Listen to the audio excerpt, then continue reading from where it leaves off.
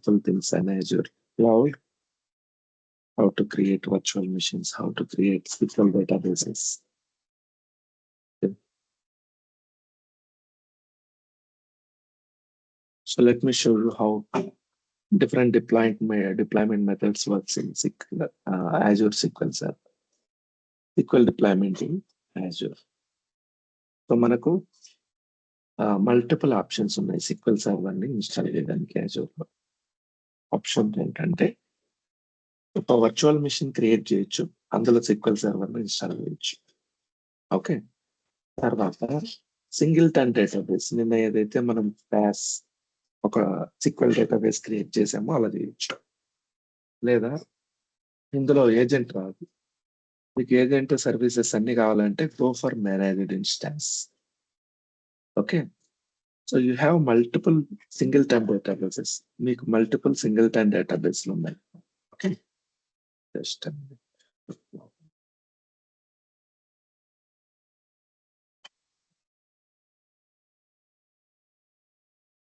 So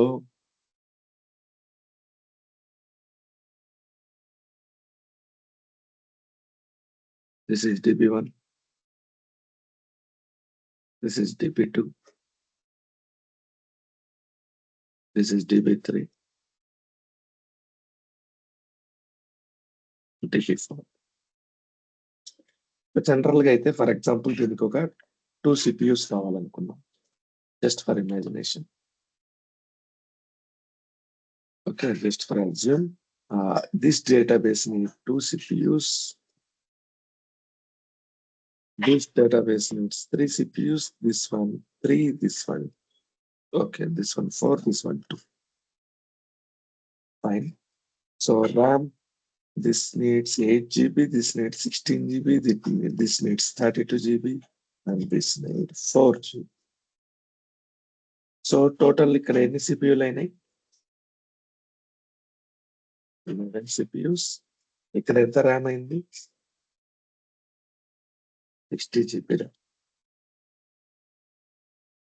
so normal గా మీరు single time database తీసుకుంటే మీరు యూజ్ చేసినా చేయకపోయినా వీటికైతే మనీ పే చేయాలి.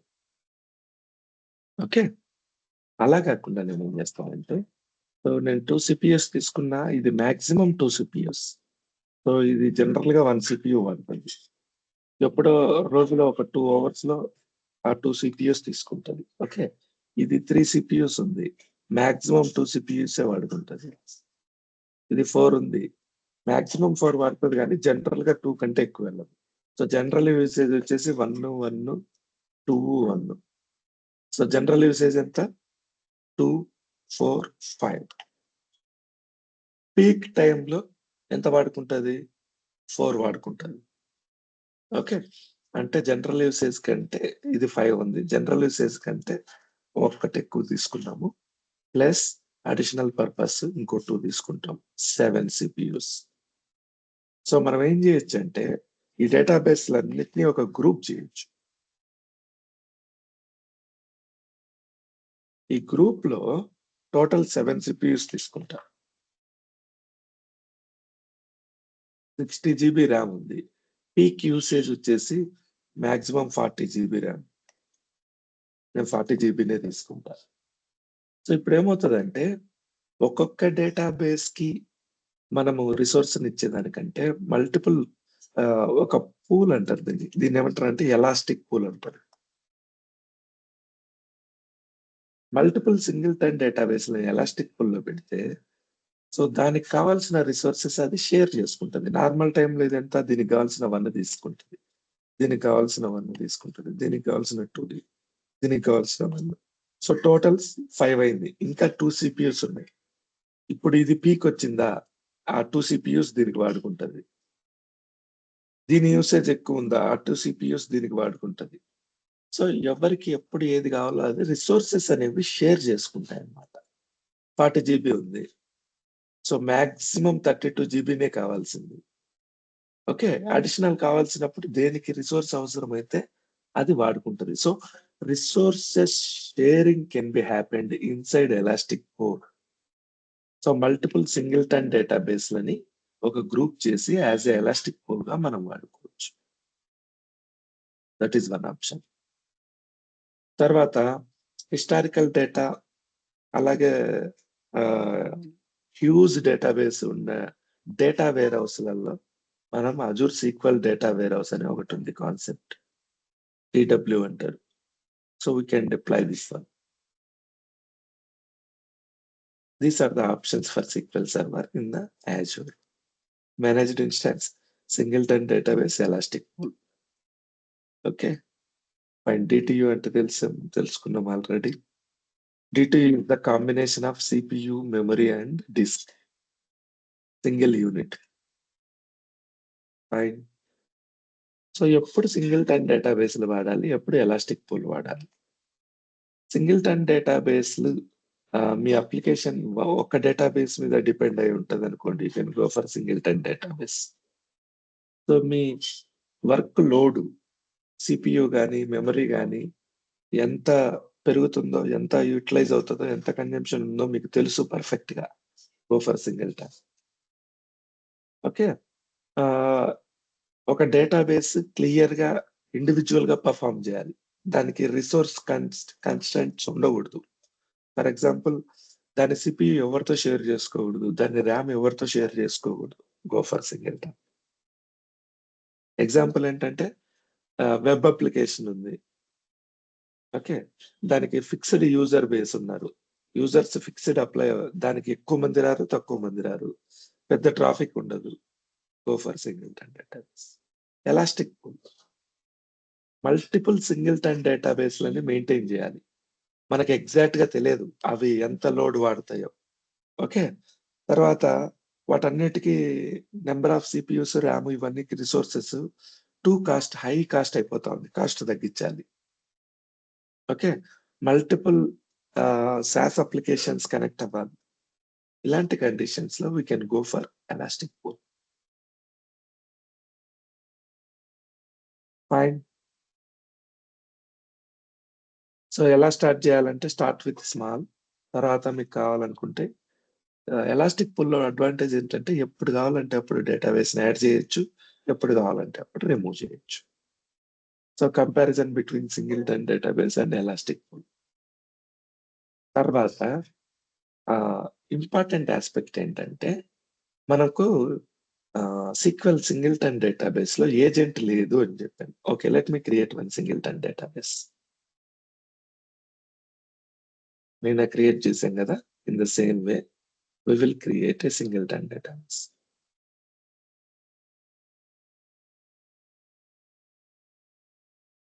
Go to SQL databases, create,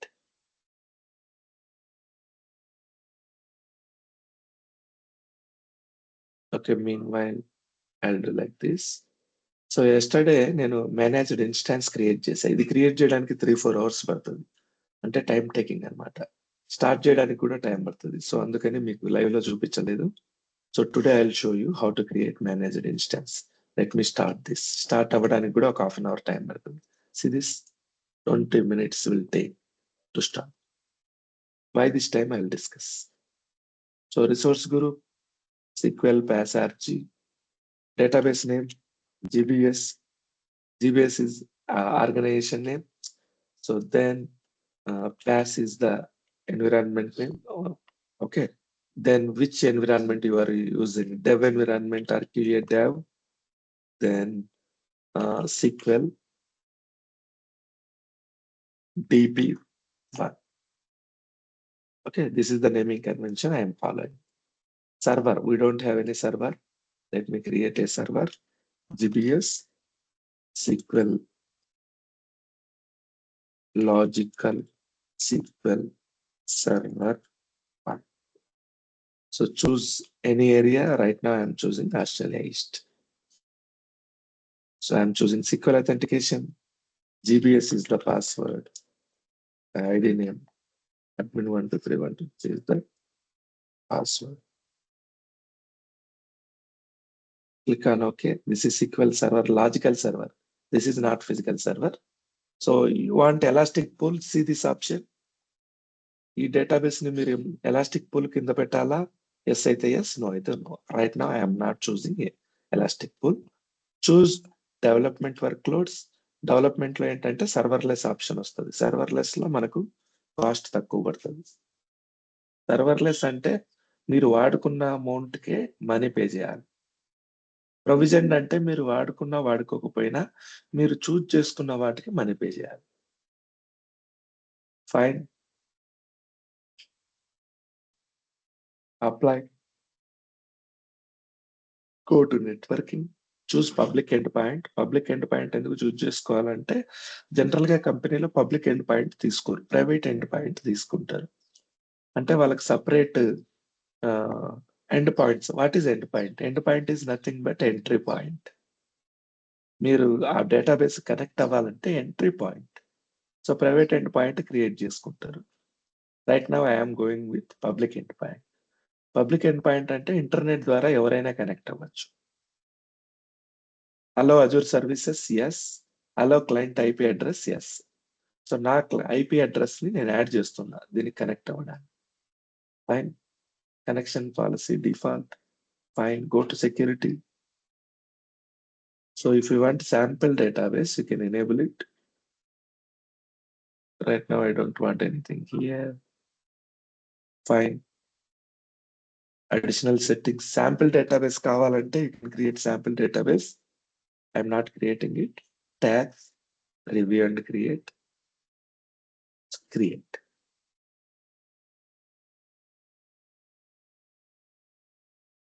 I'll show you difference between singleton database and Azure managed instance.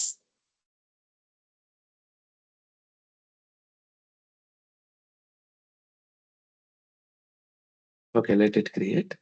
So singleton database lo ఏమవుతుందంటే agent ఉండదు.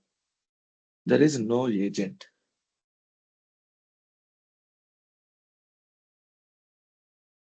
So అందుకని ఏం చేస్తామంటే administrative task, daily database maintenance, అలాగే బ్యాకప్స్ కంటే వేరే ఆప్షన్ ఉందనుకోండి. సో అప్డేట్స్ ఇవన్నీ daily day to day activities, TSQL commands execution, task automation ఇవన్నీ instead of agent we can use elastic jobs. Elastic job is a feature. So ఇంటర్వ్యూలో మిమ్మల్ని అడుగుతారు, మనం ఇంత డెప్త్ వెళ్ళట్లేదు, ఎలాస్టిక్ జాబ్ క్రియేట్ చేయట్లేదు బేసిక్ గా. సో కానీ ఒక ఆప్షన్ ఉంది, అయితే తెలుసుకోండి. సో ఇవన్నీ వెళ్తే చాలా టైం పడుతుంది. ఇది only SQL server, Azure SQL server. So Azure concentration చేస్తే ఇంకా చాలా కోర్స్ ఉంటుంది. వాట్ ఈస్ వాట్ అనేది తెలుసుకోండి. ఇందులో ఎంతవరకు అవసరమో మీకు అంతవరకు చెప్తాను. సో మీ జాబ్ వర్క్ అవ్వడానికి. సో సింగిల్ టన్ డేటాబేస్ లో ఏజెంట్ ఉండదు, కానీ డే టు డే యాక్టివిటీస్ చేసుకోవాలంటే you can use elastic jobs. Singleton database లో లింక్డ్ సర్వర్ ఆప్షన్ ఉండదు. If you want to do cross database queries, ఒక డేటాబేస్ లో నుంచి ఇంకొక డేటాబేస్ లో ఉన్న టేబుల్స్ ని రీడ్ చేయాలంటే you can create elastic queries. There are 2 options available.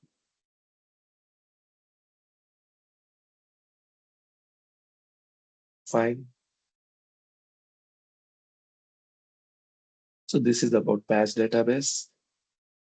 Now let me show you difference between singleton database and managed instance. ఇది run అవుతూ ఉంది, let it run. So managed instance ని ఎలా create చేయాలో చెప్తా చూడండి. Go to SQL managed instance. ఇక్కడ type చేసినా వస్తుంది. Click on this. I already created one. Click on create. So same resource group choose చేసుకోండి. అలాగే GBS, okay, PAS, environment QA, SQL, MI2 managed instance. So Australia it is not accepting. Already నేను MI create చేశాను. Free trial లో చాలా తక్కువ ఉంటాయి options. So elastic pool ఎలా అయితే ఉందో అలాగే you can choose instance pool. So what is instance? This is instance. Instance కింద మల్టిపుల్ డేటాబేస్లు ఉన్నాయి. సో మనం ఎలాస్టిక్ పూల్ కాన్సెప్ట్ లో ఏం చేసాం? So if you have multiple databases, okay, so each and every database కి ఎంత రిసోర్స్ కావాలో ఆ రిసోర్సెస్ అన్ని కంబైన్డ్ గా తీసుకుందాం. అలాగే ఇన్స్టాన్స్ పూల్ లో కూడా ఏమవుతుందంటే, so let's assume this is instance pool. So మీకు ఒక ఇన్స్టాన్స్ కి 10 సిపియు కావాలా, ఓకే, 16 జీబీ మెమరీ కావాలా. సో ఇలా మల్టిపుల్ ఇన్స్టాన్సెస్ ఉన్నాయి మీకు.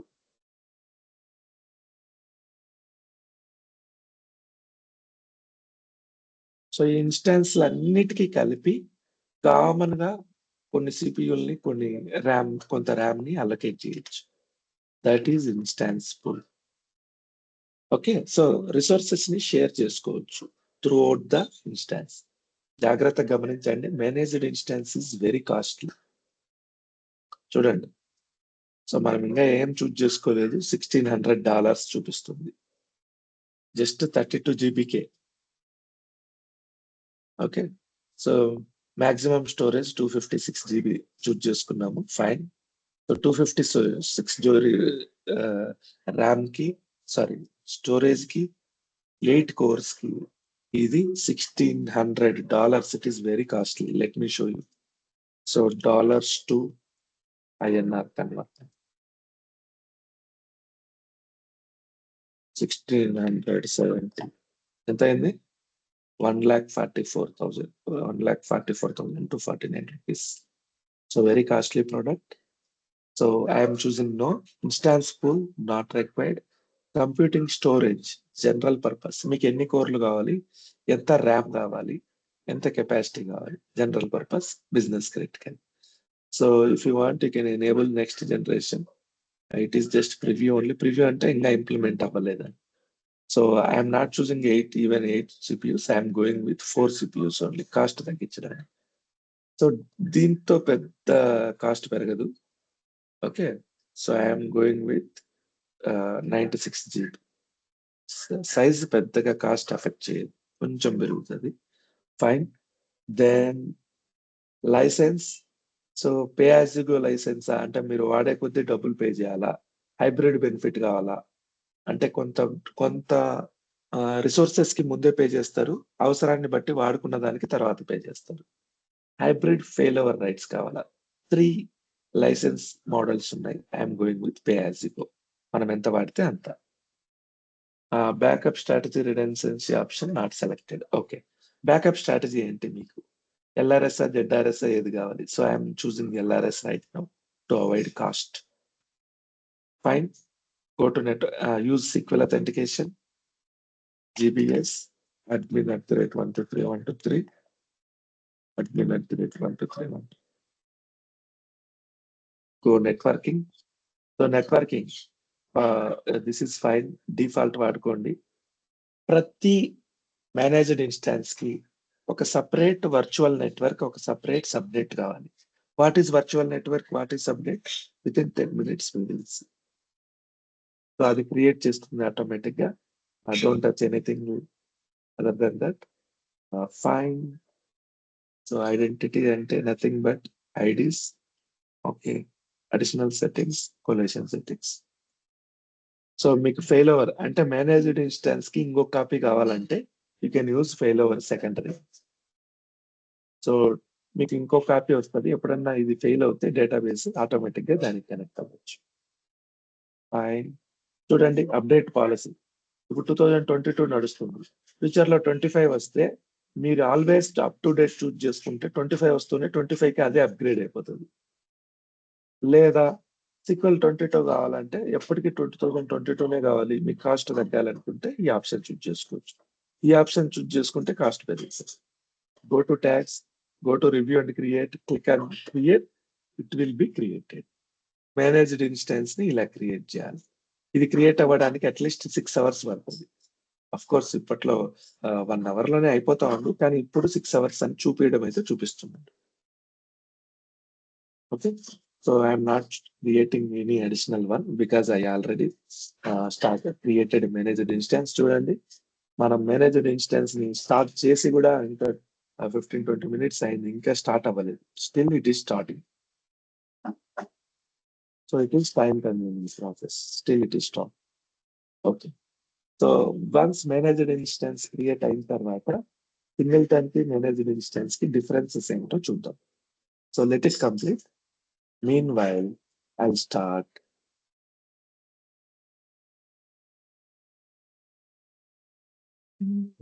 networking basics. Let's come to networking basics.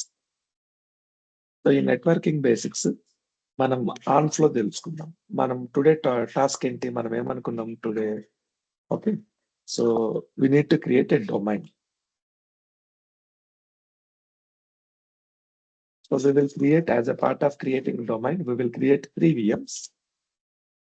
One, we will make it domain controller. Two, we will add to domain.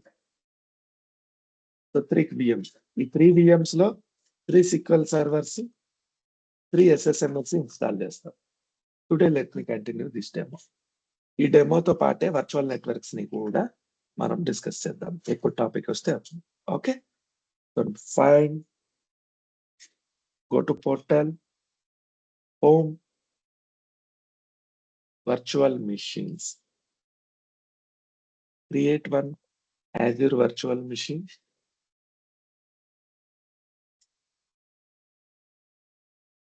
Resource group, I need to create another resource group. So resource group జాగ్రత్తగా observe చేయండి. ఇది free product. Grouping చేసుకోవడానికి logical grouping. For example, నేను pass database లో నాకు DB1, DB2, DB3 3 ఉన్నాయి. అలాగే MI1, MI2, managed instance 2 ఉన్నాయి. ఇవన్నీ నేను ఒక రిసోర్స్ గ్రూప్ 1 కింద పెట్టుకుంటా. అలాగే అయాస్ ఎన్విరాన్మెంట్ లో ఏవైతే ఉన్నాయో, అయాస్ లో VM1, VM2, VM3 ఉన్నాయి. ఓకే, ఆ VM లో SQL సర్వర్స్ ఉన్నాయి. SQL సర్వర్ 1, SQL 2, SQL 3 ఉన్నాయి. వీటికి సో మళ్ళీ డిస్క్లు ఉన్నాయి. డిస్క్ 1, డిస్క్ 2 ఉన్నాయి. సో వీటన్నిటిని నేను RG2 లో పెట్టుకుంటాను. సో వీటన్నిటికి బిల్లింగ్ ఒకసారి అంటే ఒక చోట కనిపిస్తుంది. వీటన్నిటికి బిల్లింగ్ ఒక చోట కనిపిస్తుంది. మేనేజ్మెంట్ ఈజీ అవుతుంది. Okay, so I am creating a new resource group, that is organization name. Okay, then IaaS environment, then SQL server, virtual machine 1. So naming convention, ఒక్కొక్క కంపెనీ ఒక్కొక్క naming convention ఫాలో అవుతారు. I am following this one. Okay, this is RG resource group. Now let's come to VM name. So GBS is the organization. We are using it for SQL server. Okay, then for prod environment, so VM1. So real time లో కూడా naming ఇలాగే ఉంటుంది.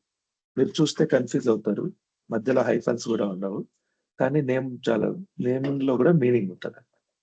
So choose another area. Which area you will choose? For example, I can choose Japanese.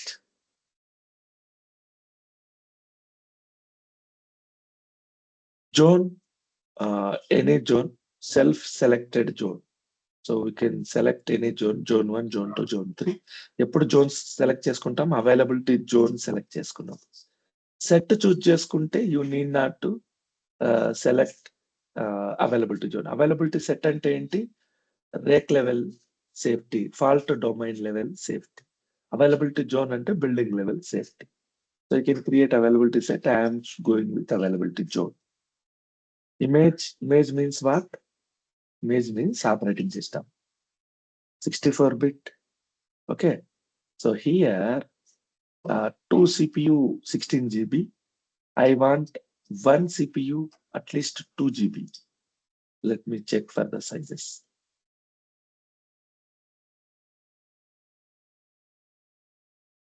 1 GB work out అవ్వదు. 1 GB అంటే అసలు చాలా slow ఉంటుంది. See all sizes. So where is 2 GB RAM? 2 GB RAM. చూడండి. Okay, 1 CPU 2 GB RAM. ఇంకా అట్లా 1 CPU కంటే ఎక్కువ ర్యామ్ ఉండేటి ఏమైనా ఉన్నాయా చూద్దాం.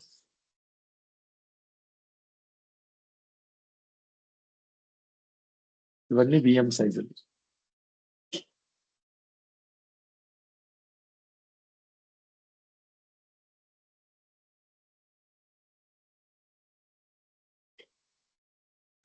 1 CPU, 2 GB RAM.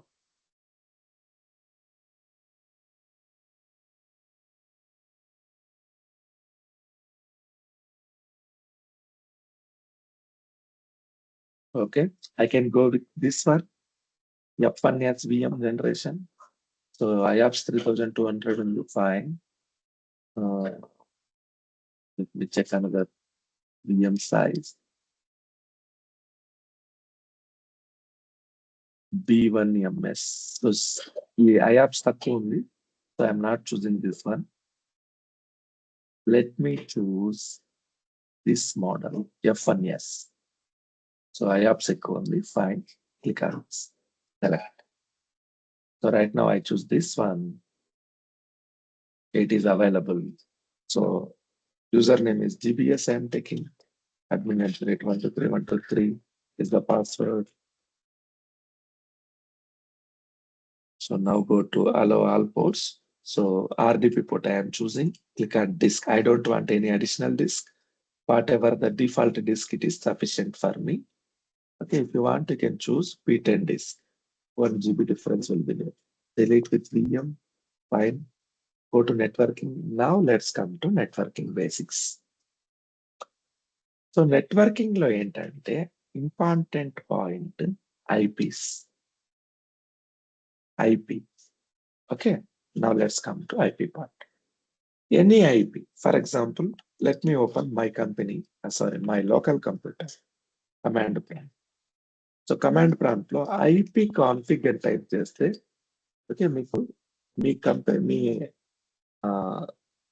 Local computer కి సంబంధించిన ఐపీ అడ్రస్ అన్ని వచ్చేస్తాయి. This is your IPv4. Okay, so ఇంకోటి మ్యాక్ అడ్రస్ అని ఉంటుంది. Okay, we will see it later. Let me copy this one. So దీన్ని ఏమంటాం? IPv4. Copy it. సో ఈ ఐపీ అడ్రస్ లో మనకు 4 పార్ట్స్ ఉన్నాయి. 192.168.0.3. ఈ 4 పార్ట్స్ ఏవైతే ఉన్నాయో ఒక్కొక్క పార్ట్ ని మనం ఒక్కొక్క ఆక్టేట్ అంటాం. ఆక్టేట్. ఇదొక ఆక్టేట్, ఇదొక ఆక్టేట్, ఇదొక ఆక్టేట్, ఇదొక ఆక్టేట్. ఆక్టేట్ అని ఎందుకంటామంటే సో ఒక్కొక్క పార్ట్ లో 8 బైనరీస్ ఉంటాయి. బైనరీస్ ఏంటి? Either 0 or 1.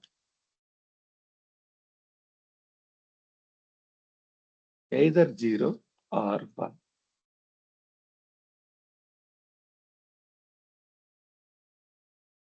సో 1000010. ఎన్నైనాయి? 1 2 3 4 5 6 7 8. Same scenario. సో బైనరీస్ లో ఏంటంటే 8 బిట్స్ ఉంటాయి. 8 బిట్స్. ఒక బిట్ అంటే ఎయిదర్ 0 ఆర్ 1.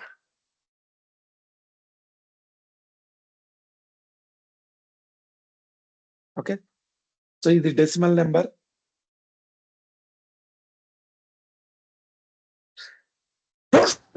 సారీ, ఇది binary number.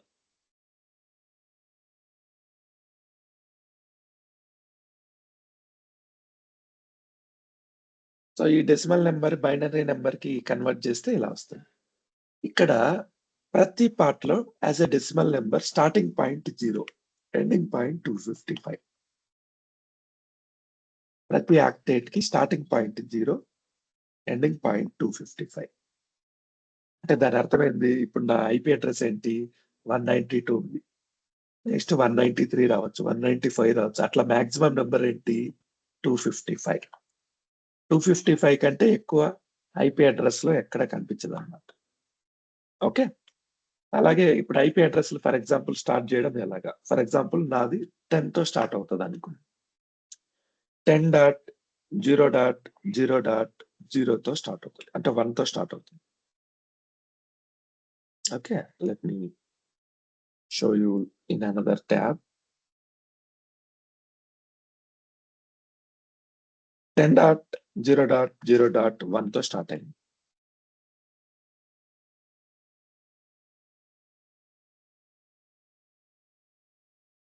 Okay, next IP address కావాలనుకో 10.0.0.2 అవుతుంది, నెక్స్ట్ 3 అవుతుంది, 4 అవుతుంది, ఇట్లా ఎంతవరకు అవుతుంది?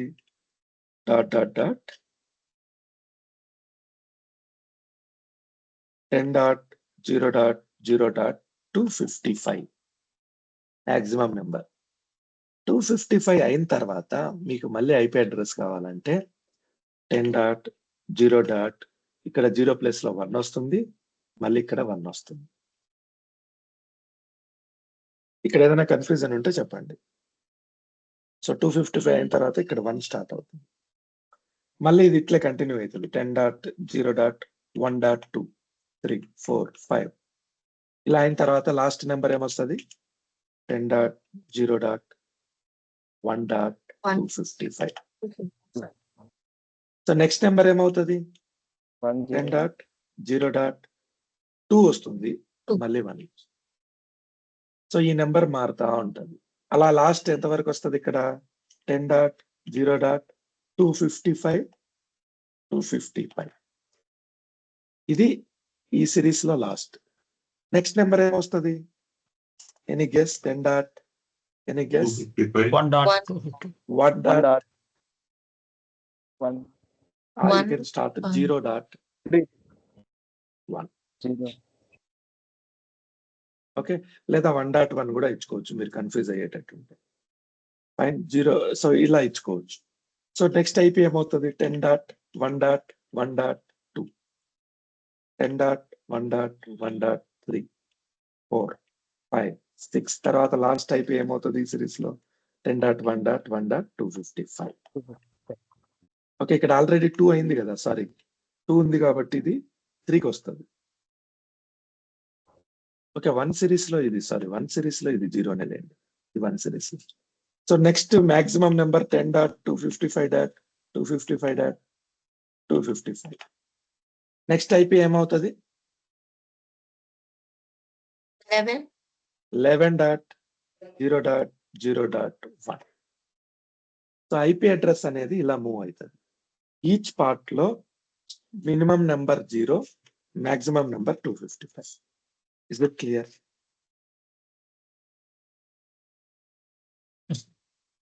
ఓకే, సో ఈ ఐపీ అడ్రస్ ని బేస్ చేసుకొని మనం కంప్యూటర్స్ ని వాడతాము. సో జనరల్ గా మీ ఇంటికి ఎట్లయితే అడ్రస్ ఉంటుందో, ప్రతి నెట్వర్క్ కి, ప్రతి ఇంటర్నెట్ కనెక్షన్ కి కనెక్ట్ అయిన డివైస్ కి ఒక ఐపీ అడ్రస్ ఉంటుంది. ఇప్పుడు నేను ఇంటర్నెట్ కి కనెక్ట్ అయినా, నా ఐపీ ఇది కనిపిస్తా ఉంది. నేను ఇంటర్నెట్ డిస్కనెక్ట్ అయ్యి రీబూట్ చేసి నా ఇంటర్నెట్ ని మళ్ళీ కనెక్ట్ అయితే ఐపీ మారిపోతుంది. ఓకే, అలాగే నేను వేరే ఇంటర్నెట్ కనెక్షన్ కనెక్ట్ అయితే నా ఐపీ మారిపోతుంది. సో ఇవన్నీ డైనమిక్ ఐపీస్ అన్నమాట.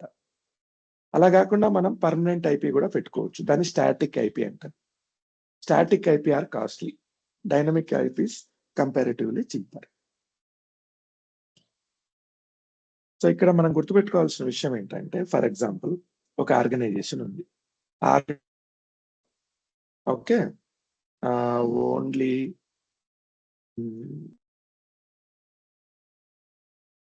250 కంప్యూటర్స్ మాత్రమే ఉన్నాయి, ఎక్కువ లేవు.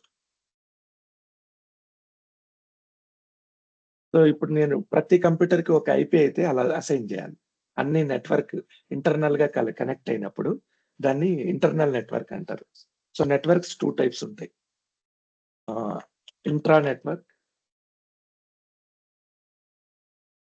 Inter network. ఇంటర్ నెట్వర్క్ నే ఇంటర్నెట్ అంటారు. ఇంటర్నెట్ అనేది ఏంటంటే, so all over the world through wire కానీ, వైఫై కానీ, అంటే సో వైర్లెస్ కానీ, వైర్ కానీ కనెక్ట్ అయి ఉంటుంది. ఇంటర్నెట్ అంటే ఏంటంటే, మీ కంపెనీలో ఉండే 250 కంప్యూటర్స్ త్రూ వైర్ కానీ, త్రూ వైర్లెస్ రూటర్ కానీ మీరు ఇంటర్నల్ గా కనెక్ట్ చేసి ఉంటారు. ఓకే, ఇలాంటి కండిషన్స్ లో ప్రతి డివైస్ కి ఒక ఐపీ అడ్రస్ అయితే అసైన్ చేయాలి. ఫర్ ఎగ్జాంపుల్ 10 తోనే స్టార్ట్ చేద్దాం. 10.0.0.0 ఇది నా అడ్రస్ రేంజ్, అడ్రస్ స్పేస్ అంటారు దీన్ని.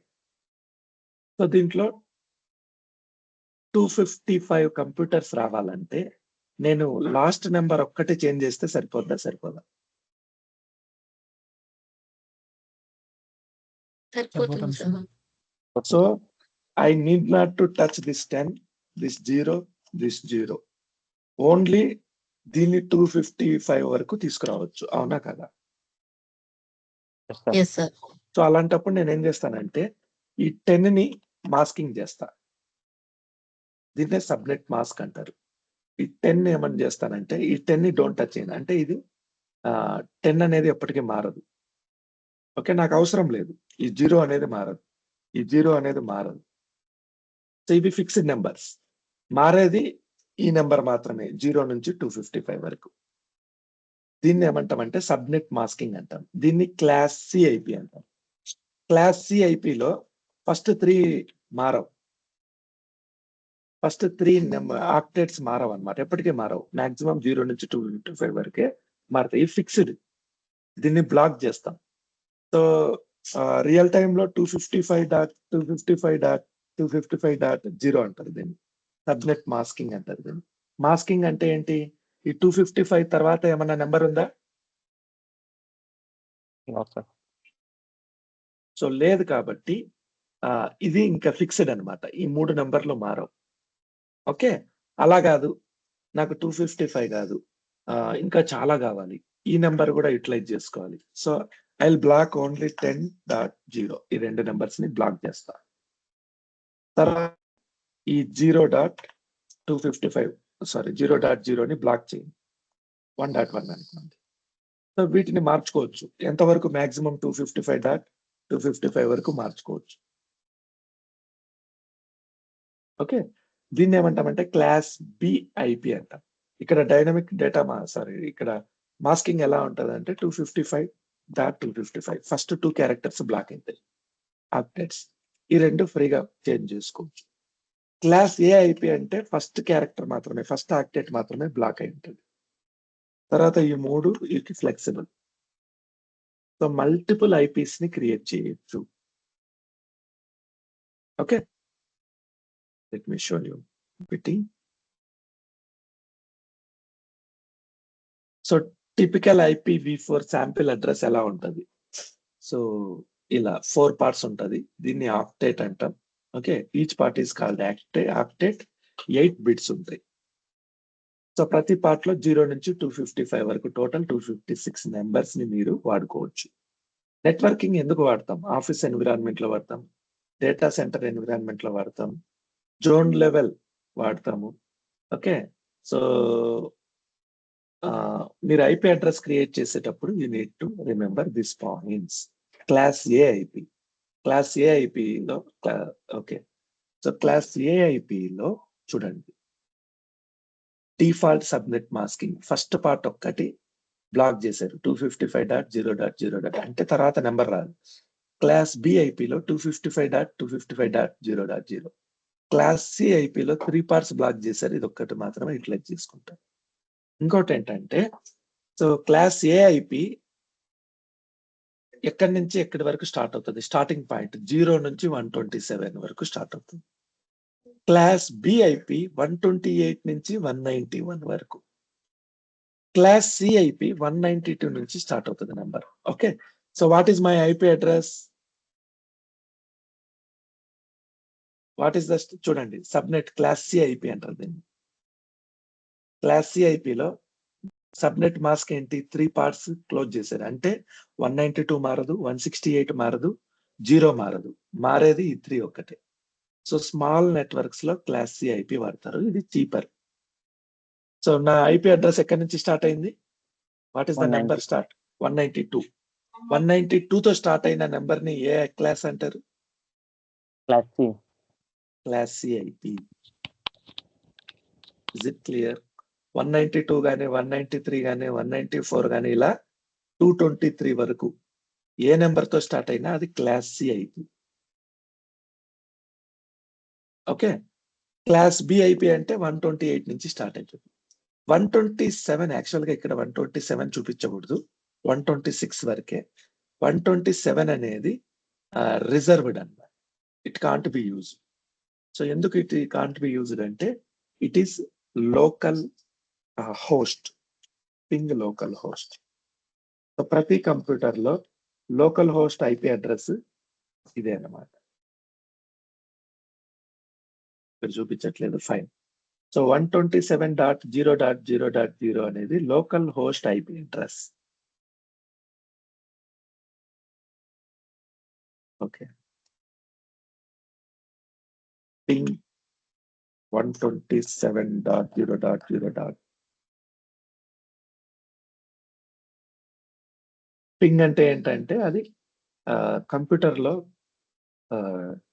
సో వర్క్ అవుతుందా లేదా అడ్రస్, ఆ ఐపీ అడ్రస్ అనేది చెక్ చేస్తుంది. సో పింగ్ అంటే ఏంటి? పింగ్ అంటే నా కంప్యూటరే, local computer. So local computer local host ని 127.0.0.1 గా డిసైడ్ చేస్తారు. So this is reserved IP address. Is it clear? This is about IPs. Let's come to a beautiful site that is called XIDR. XIDR, okay. CIDR. CIDR.xyz. ఇప్పుడు మీకు ఇంకా clarity వస్తుంది, చూడండి. 10.0.0.0/24 అంటే ఇది కలర్స్ ఉండేది బ్లాక్ అయినట్టు. సో ఇది బ్లాక్ 255.255.255.0 క్లాస్ సి. ఓకే, ఈ ఐపీ అడ్రస్ తో మీరు ఎన్ని నెట్వర్క్స్, ఎన్ని కంప్యూటర్లని యాడ్ చేయొచ్చు? What is the count? 256. What is the first IP 01 in this address range? ఇది address range. So address range అంటారు దీన్ని. అడ్రస్ రేంజ్ అంటే ఏంటంటే మీరు ఎన్ని బ్లాక్ చేసి ఏ అడ్రస్ వాడుతున్నారు. 10.0.0.0 ఈ 3 పార్ట్లు బ్లాక్ చేసుకున్నా. ఓకే, ఈ పార్ట్ మాత్రమే మూవ్ అవుతుంది. Fine. 01 is the starting IP. What is the ending IP? 254. అదేంటి 255 ఉండాలి కదా? అంటే first IP, 0 will first IP and last IP reserved. Base IP, broadcast IP అంటారు. So first IP, last IP మీరు వాడలేరు. So you can utilisable IPs ఏంటంటే 1 నుంచి 254 వరకు. టోటల్ ఎన్ని వాడచ్చు? టోటల్ 256 వస్తాయి. యూటిలైజబుల్ ఎన్ని? 254. అర్థమైందా? సో మీరు 254 కంటే తక్కువ కంప్యూటర్స్ ని ఒక నెట్వర్క్ లో గ్రూప్ చేయాలంటే మీకు క్లాస్ సి ఐపీ సరిపోతుంది. ఫర్ ఎగ్జాంపుల్ 24 అంటే అర్థం ఏంటంటే ఇది 80, ఇది 80, ఇది 80, ఇది 80. So total 24. 8, 8, 16, 16, 16, 32. Total is 32. So నేను 24 అంటే 3 పార్ట్స్ ని బ్లాక్ చేశా. అలా కాకుండా 8, 8, 16 పార్ట్స్ ని బ్లాక్ చేస్తా, చూడండి. సో ఇది బ్లాక్ అయింది, ఇది బ్లాక్ అయింది అంటే 10, 0 మారవు. ఇది మారుతుంది. Now you can create a network of 65,000 computers. So just ఒక పార్ట్ ని అన్బ్లాక్ చేస్తే 256 నుంచి, చూడండి, ఇది 24 అన్నప్పుడు ఓన్లీ 256 కంప్యూటర్సే బ్లాక్ అవుతుంది. అదే ఇది 16 ఉన్నప్పుడు 65,000 నెట్వర్క్స్ బిల్డప్ చేయొచ్చు. ఎలా?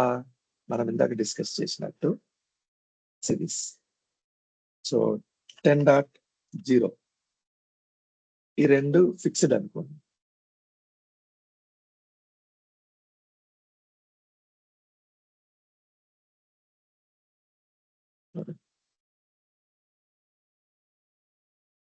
ఈ పార్ట్లు మారవు. ఓకే, మారే పార్ట్స్ ఏంటి?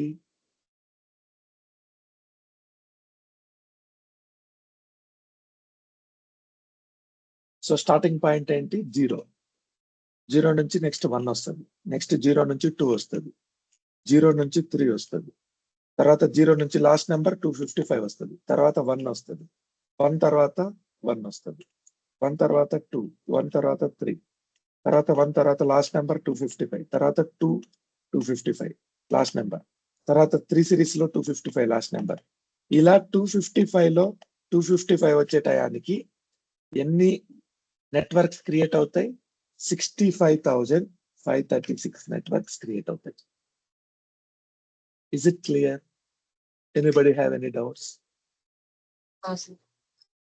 ఒకవేళ ఫస్ట్ పార్ట్ మాత్రమే క్లాస్ ఏ ఐపీ తీసుకుంటా, ఓన్లీ 8 ఇస్తా. ఫస్ట్ పార్ట్ మాత్రమే బ్లాక్ అయింది. సో ఇవన్నీ ఫ్రీగా ఉన్నాయి. మీరు ఇక్కడ 1 తో స్టార్ట్ చేస్తారు, తర్వాత ఇక్కడ 1 255 వస్తుంది, తర్వాత 255 255 వస్తుంది, మళ్ళీ ఇక్కడ 1 0 1 వస్తుంది. ఇలా క్యాలిక్యులేట్ చేసుకుంటే 1,67 lakhs కంప్యూటర్స్ ని మీరు నెట్వర్క్ చేయొచ్చు. So this is how IP addresses are designed. So ఇక్కడ 8 ఇవ్వాల్సిన అవసరం లేదు, ఇది బిట్ నెంబర్. మనము డెసిమల్ నెంబర్ లో ఇవ్వట్లేదు. బ్లాక్, దీని స్లాష్ అంటారు. ఈ స్లాష్ పక్కన వచ్చేదంతా బ్లాకింగ్. సో నేను 16 ఇస్తే ఏమవుతుంది? 3 parts. ఓకే, 24 ఇస్తే ఏమవుతుంది? 3 parts బ్లాక్ అయింది. నేను 25 ఇస్తా, ఏమవుతుందో చూడండి. బాగా అబ్జర్వ్ చేయండి. 24 ఇన్ని పార్ట్స్ బ్లాక్ అయినాయి కదా, 25 ఏమైంది? ఈ బిట్స్ లో ఈ లాస్ట్ ఆక్టేట్ లో ఫస్ట్ బిట్ మాత్రం బ్లాక్ అయింది. అలాంటప్పుడు ఎన్ని IP addresses possible? 128. So first usable IP ఏంటి? 01. లాస్ట్ యూజబుల్ ఐపీ ఏంటి? 126. ఓకే, సో ఇప్పుడు బాగా అబ్జర్వ్ చేయండి, ఇది గుర్తుపెట్టుకోండి. I take screenshot, go to XL.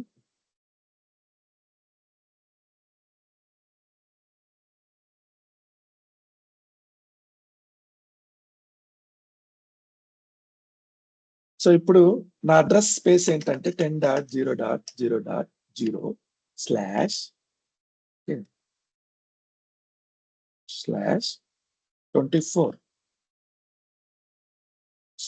Okay, so 10.0.0.0/24. ఇందులో maximum I can create 256 IPs. Do you agree with me?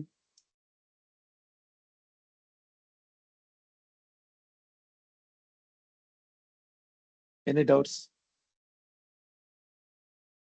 Okay, అందరూ silent గా ఉన్నారు. 24 పెడతా, చూడండి ఎన్ని ఐపీలు క్రియేట్ చేయొచ్చు. 256. అర్థమైంది. So this is the first one, this is the last one. I can utilise, అంతేనా? సో ఈ అడ్రస్ స్పేస్ లో 256 ఐపీస్ క్రియేట్ చేయొచ్చు. కానీ నాకేంటంటే ఈ కంపెనీని 2 parts డివైడ్ చేశారు. Part 1, part 2. పార్ట్ 1 లో నాకు 128 ఐపీస్ కావాలి, 126 ఐపీస్ కావాలి. పార్ట్ 2 లో నాకు 126 ఐపీస్ కావాలి. సో రెండు సేమే, ఓకే. కానీ కంపెనీ 2 parts లో ఉంది. లేకపోతే ఒక ఫర్ ఎగ్జాంపుల్ ఇది ఢిల్లీ అనుకుందాం, ఇది బెంగళూరు అనుకుందాం. ఢిల్లీలో నాకు 126 కంప్యూటర్స్ ఉన్నాయి, అక్కడ ఒక నెట్వర్క్ క్రియేట్ చేయాలి. బెంగళూరులో నాకు 126 కంప్యూటర్స్ ఉన్నాయి, అక్కడ ఒక నెట్వర్క్ క్రియేట్ చేయాలి. సో ఈ సింగిల్ అడ్రస్ స్పేస్ ని నేనేం చేస్తానంటే, దీన్ని వర్చువల్ నెట్వర్క్ అంటారు, ఎంటైర్ నెట్వర్క్. దీన్ని నేనేం చేస్తానంటే 2 subnets గా డివైడ్ చేసుకుంటా. Subnet 1, subnet 2. ఓకే, సబ్నెట్ 1 లో నేను ఏమిస్తానంటే అడ్రస్ స్పేస్, జాగ్రత్తగా అబ్జర్వ్ చేయండి, 10.0.0.0/25 ఇస్తా. 25 ఇస్తే నాకు ఎన్ని నెట్వర్క్ వస్తాయి?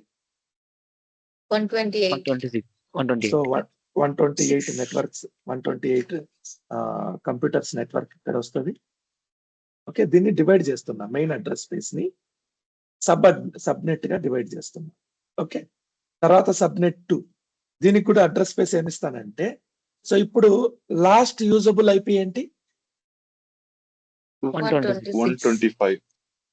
127 actually. So 126 is the last usable IP. So last IP మనకు అది అంటే మనం యూటిలైజ్ చేసుకోలేము. ఇది లాస్ట్ ఐపీ 127 ఈ అడ్రస్ స్పేస్ లో. ఇప్పుడు నేను ఇచ్చేటప్పుడు ఏం చేస్తా అంటే 10.0.0. లాస్ట్ ఐపీ 127/25 ఇస్తా. ఇది ఇస్తే ఏమవుతుందో చూడండి. 10.0.0. Class 127. ఓకే, సో ఇప్పుడు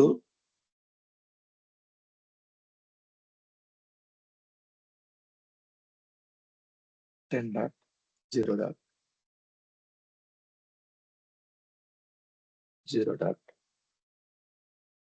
127/25.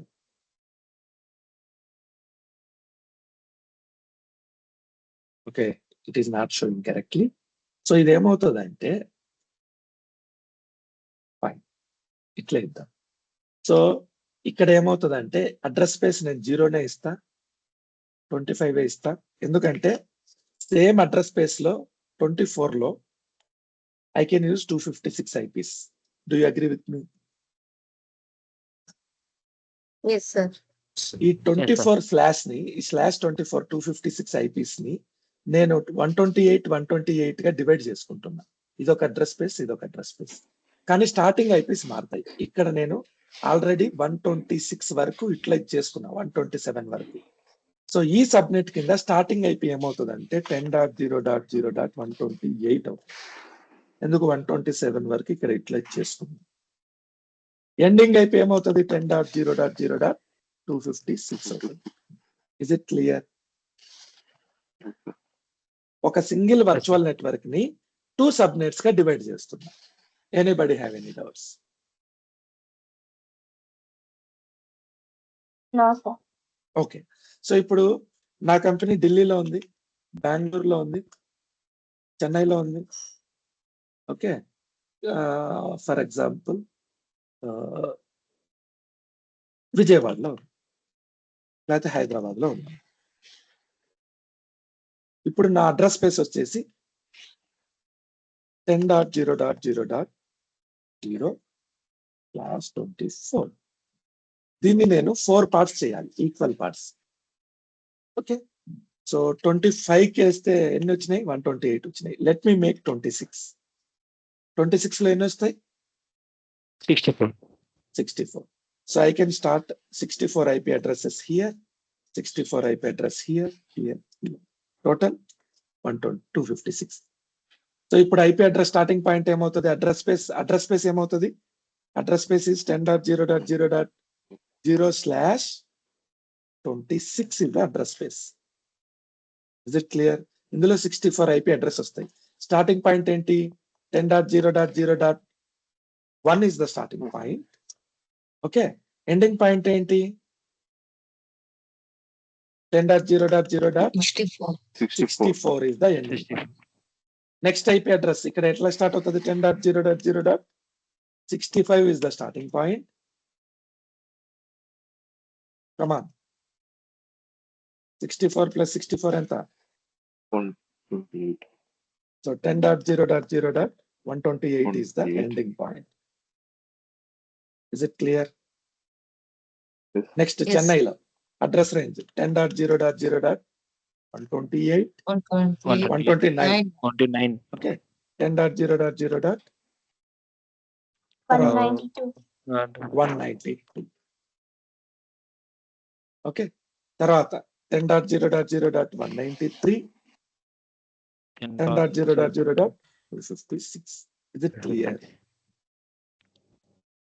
సో ఇది మనం ఏమంటామంటే దీన్ని సబ్నెట్ 1 అంటాం, దీన్ని సబ్నెట్ 2 అంటాం, దీన్ని సబ్నెట్ 3 అంటాం, దీన్ని సబ్నెట్ 4 అంటాం.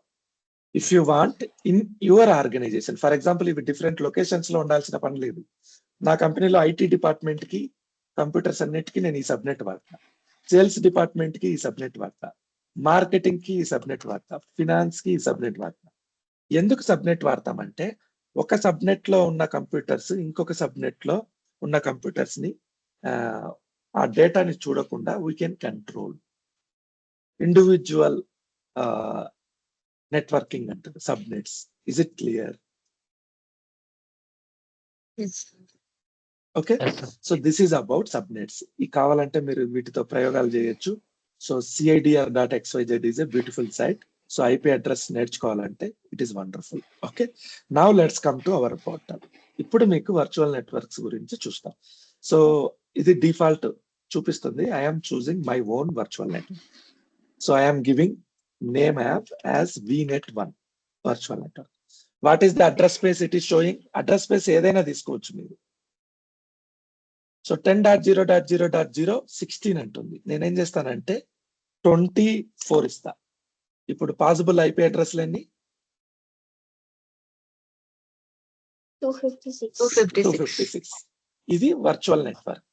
I can create subnets also. Default subnet వచ్చింది, దీనికి పేరు ఇస్తా నేను, సబ్నెట్ 1 అని ఇస్తా. ఓకే, సో సబ్నెట్ 1 లో ఈ ఐపీ ఈ /24 కింద సో ఐపీ అడ్రస్లు ఎన్ని వస్తాయి? 256 వస్తాయి. I will make /25. ఇప్పుడు చూడండి, స్టార్టింగ్ పాయింట్ నుంచి ఎండింగ్ పాయింట్ వరకు ఎన్ని వచ్చినాయి? 128. Okay, so I can create /26 IP also. /26 లో ఎన్ని వచ్చినాయి? 64. So 0 is the starting point, 63 is the ending point. Actual గా అయితే ఎంత రావాలి మనకి? ఎండింగ్ పాయింట్ 64 రావాలి. ఎందుకు తీసుకోవట్లేదు? అది last IP reserved. Okay, so general గా మీకు ఏం చెప్పిన అంటే starting IP address, starting IP 10.0.0.0, ending IP 10.0.0.256, ఈ రెండు రిజర్వ్డ్ అని చెప్పా, అవునా? Azure లో Yes. ఇంకొక 3 కూడా రిజర్వ్ అవుతాయి. 3 more IPs. Total 5 IPs reserved.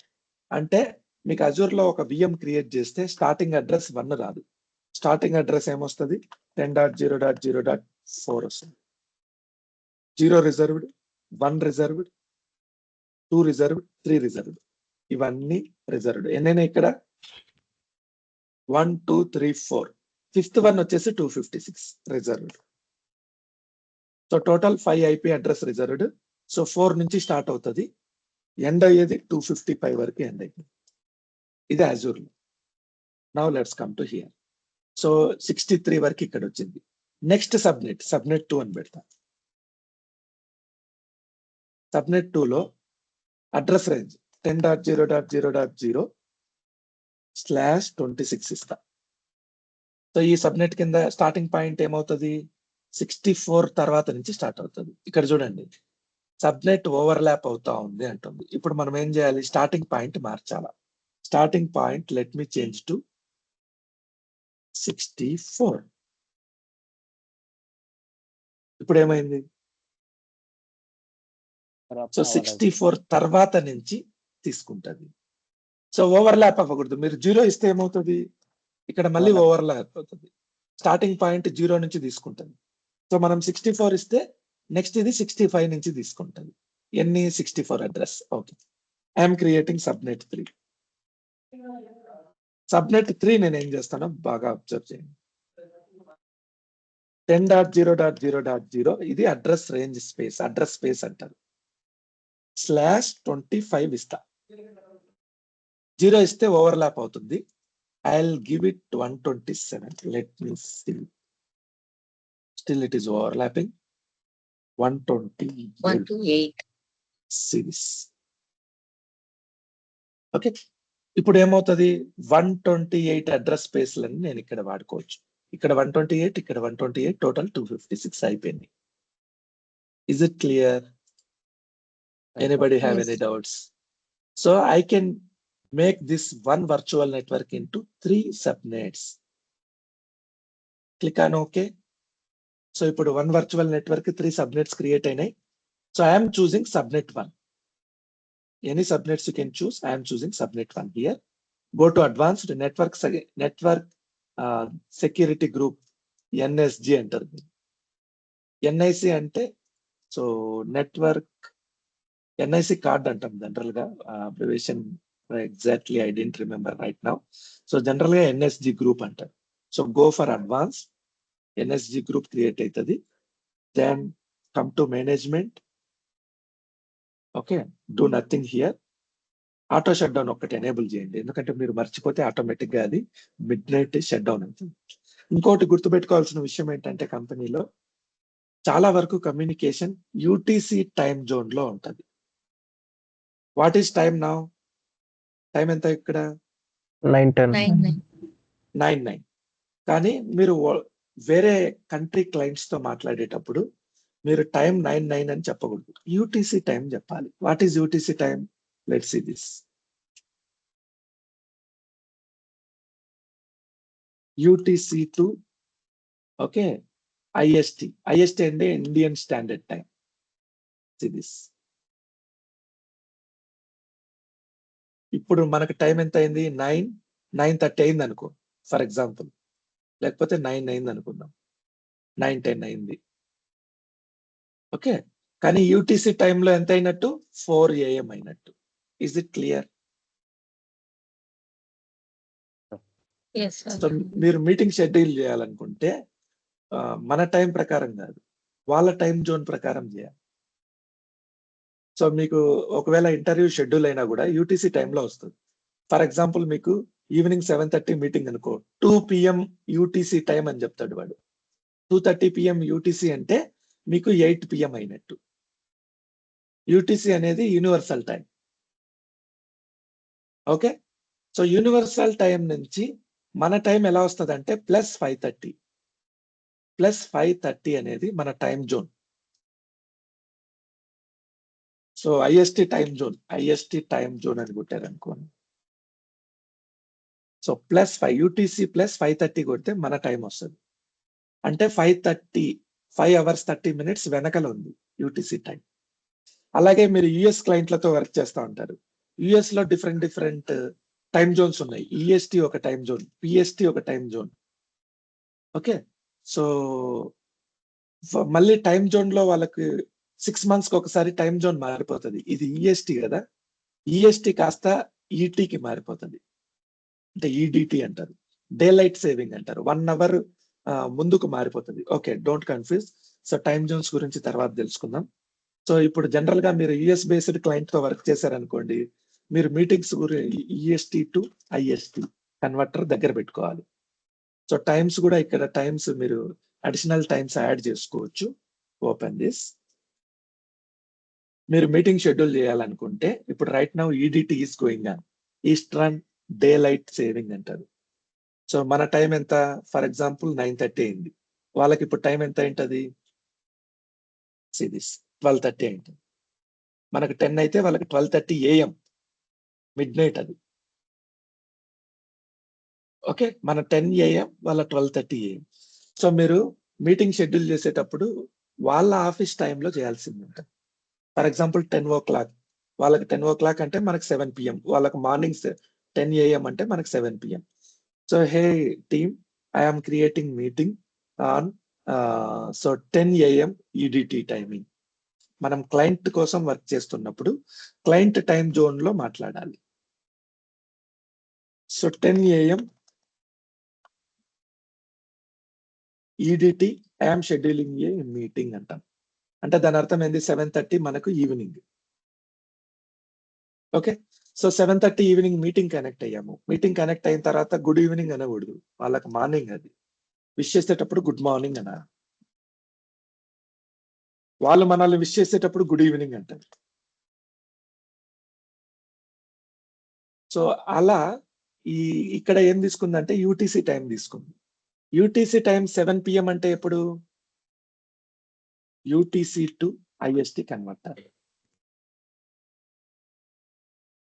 యూటీసీలో 7 PM అంటే మనకు 12:30 PM midnight. So midnight 12:30కి ఇది రీస్టార్ట్ అవుతుంది. అంటే స్టాప్ అయిపోతుంది. ఆటో షట్ డౌన్ అవుతుంది. Okay. That is the auto shut down option. I'm choosing manual updates cost తగ్గించడానికి. జనరల్ గా ప్యాచింగ్ వచ్చేసి ఆటోమేటిక్ అప్డేట్స్ ఉండడం మంచిది. Go to monitoring. I don't want any diagnostics. It will cost me more. So I'm choosing disabled, advanced, tags, review and create. Now create this virtual machine. చూడండి, బాగా observe చేయండి. 1 CPU 2 GB memory. యాక్చువల్గా 2 GB కాదు. So I'm cancelling this. 3.5 GB memory వస్తుంది. So I'm cancelling this. So let me quickly create one virtual machine, another location. We can get 3.5 GB RAM also. So this one, virtual machine, VM1. Let me choose VM1. Japan lo kaakunda Let me choose Central India. So Central Indiaలో Central India అంటే Hyderabad. Fine. So data centre okay ఇక్కడ available లేదు. 3.5 GB.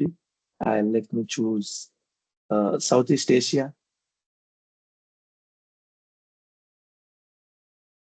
Not available. Okay. Let me change it to Australia East. Still not available. Switzerland, Korea Central. 3.5 GB RAM at least లేకపోతే మనకు చాలా కష్టం అవుతుంది. ఈ 3.1 CPU 3.5 GB ఉంది కదా, ఇది కావాలి నాకు. స్లో ఉంటుంది. So not this one. Korea అయిపోయిందా? New Zealand, Canada, France. Let me choose France. Still it is not showing. I need it at any cost. So I can go for Qatar Central. Under Qatar, even 2 CPUs also not available. So I'll choose, let me choose West US. 1 CPU is not available here too. So ఒక్కోసారి సతాయిస్తుంది ఇది, don't worry. Let me choose Israel. Under Israel, still it is not available.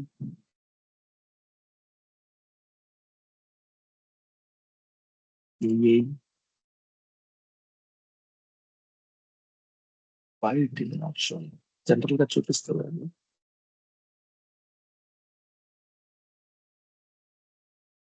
3.5 GB RAM or 4 GB RAM, 1 CPU కావాలి.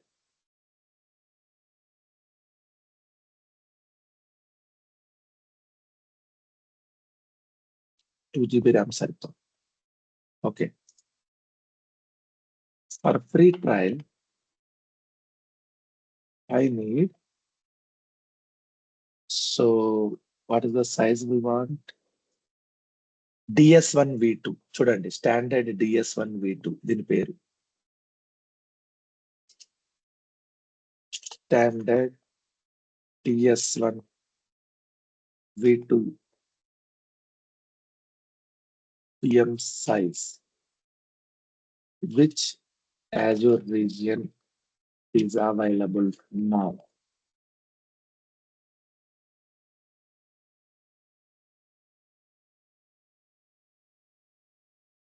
So West US 2, West US 3, North Europe. Let me check it.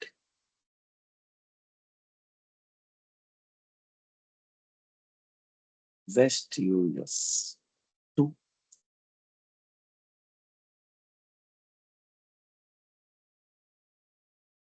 Not available. North Europe. So ఏది అవైలబిలిటీలో లేకపోతే 2 GBకి వెళ్ళాల్సి వస్తుంది. General గా available ఉంటుంది.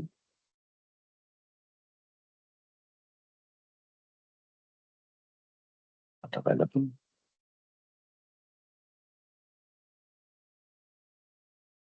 UK South.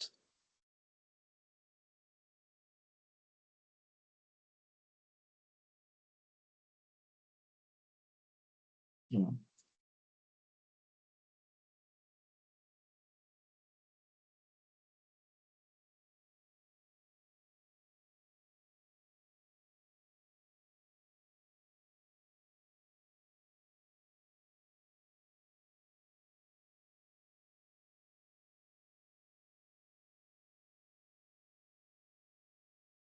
Students.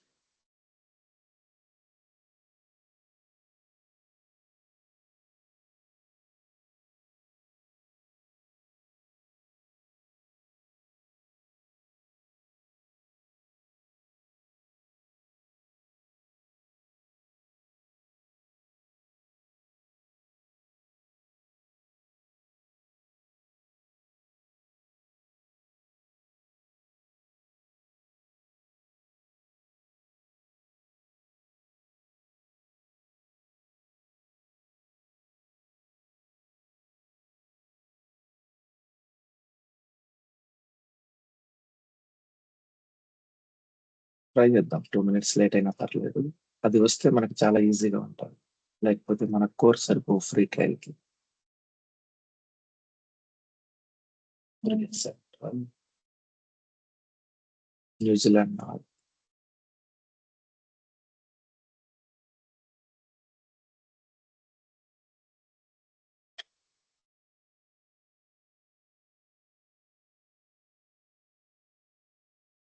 ఇంటా central.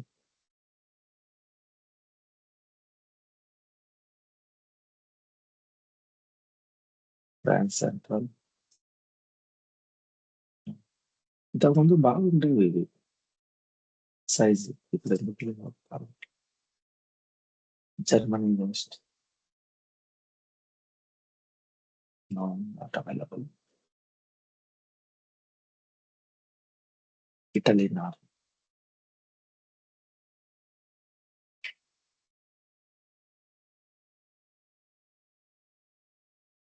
Norway east.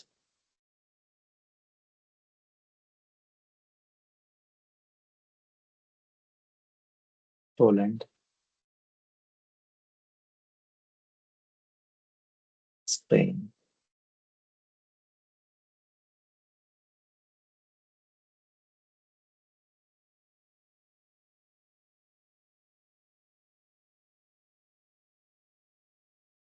Switzerland.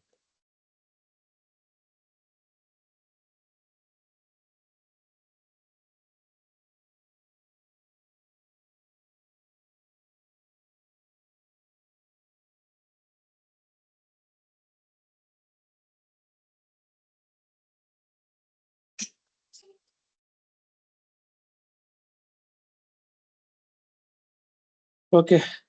Leave it. మనం ఫస్ట్ చూజ్ చేసుకున్న రీజన్ ఏంటి? 2 జీబీ ర్యామ్‌ది. ఇది కూడా మర్చిపోయినామా? Any guess? Central Asia. Central ఏషియానా? Okay. I'll go to Asia Pacific.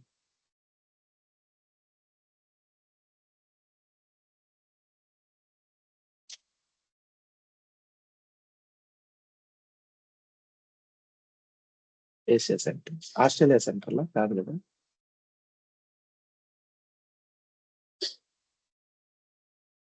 So size ఏంటి? F1 F1 ఎస్ మనం F1 F1 సిరీస్.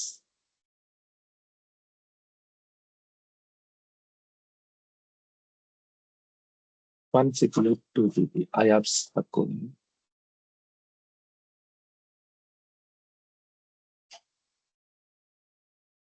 ఇది అది.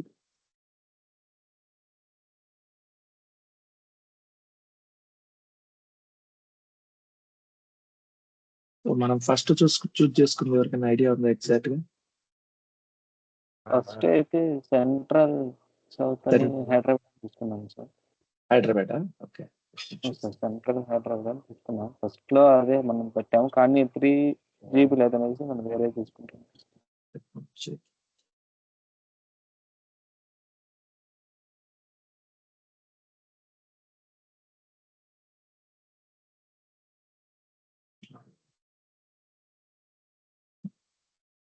వెబ్ సిరీస్ లేదు. ఇదే పెద్ద తలనొప్పి స్టార్టింగ్ లో. సైజులు అవైలబిలిటీ ఉండవు. Fine. Australia east.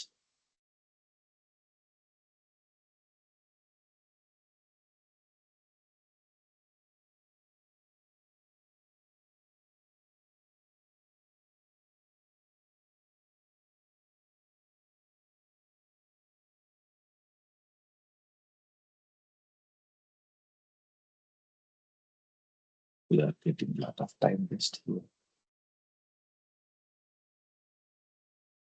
Southeast Asia.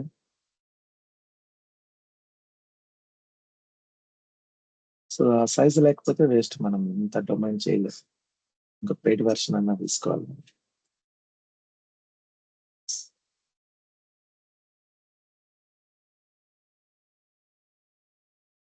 ఇది సరిపోదు, అస్సలు సరిపోదు.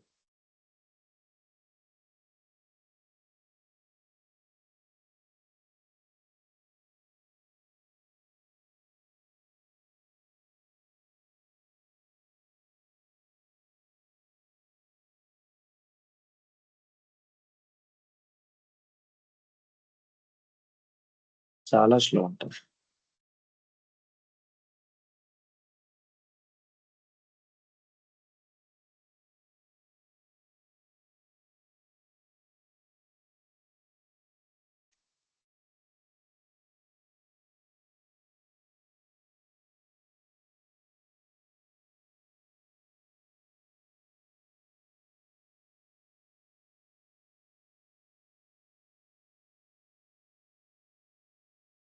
ఎఫ్ సిరీసే కదా అప్పుడు మనం చూసింది అయితే. Yes, sir. ఓకే.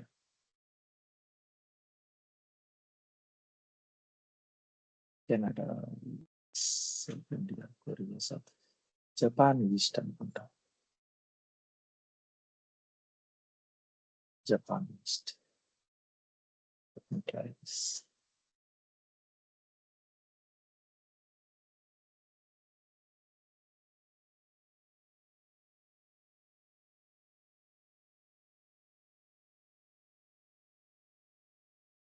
B1MS ఇది ఐఆప్స్ తక్కువ ఉంది.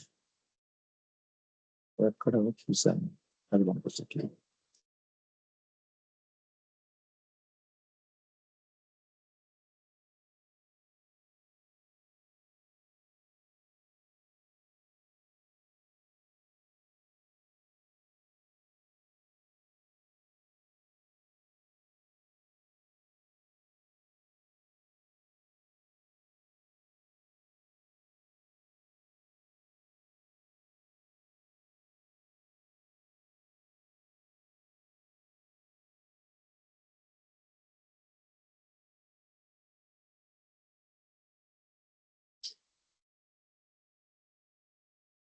ఓకే, సో ఏదో ఒకటి తీసుకుందాం ప్రస్తుతానికి.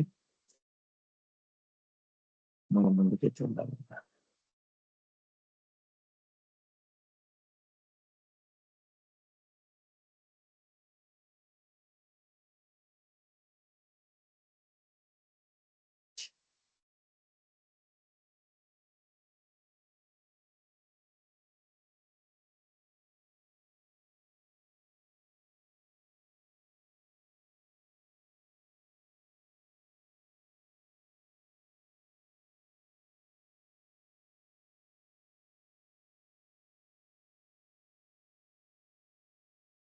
Fine.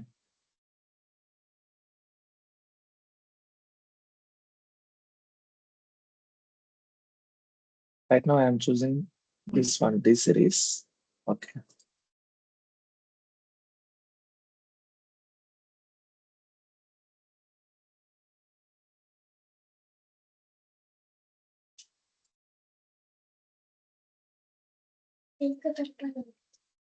One minute.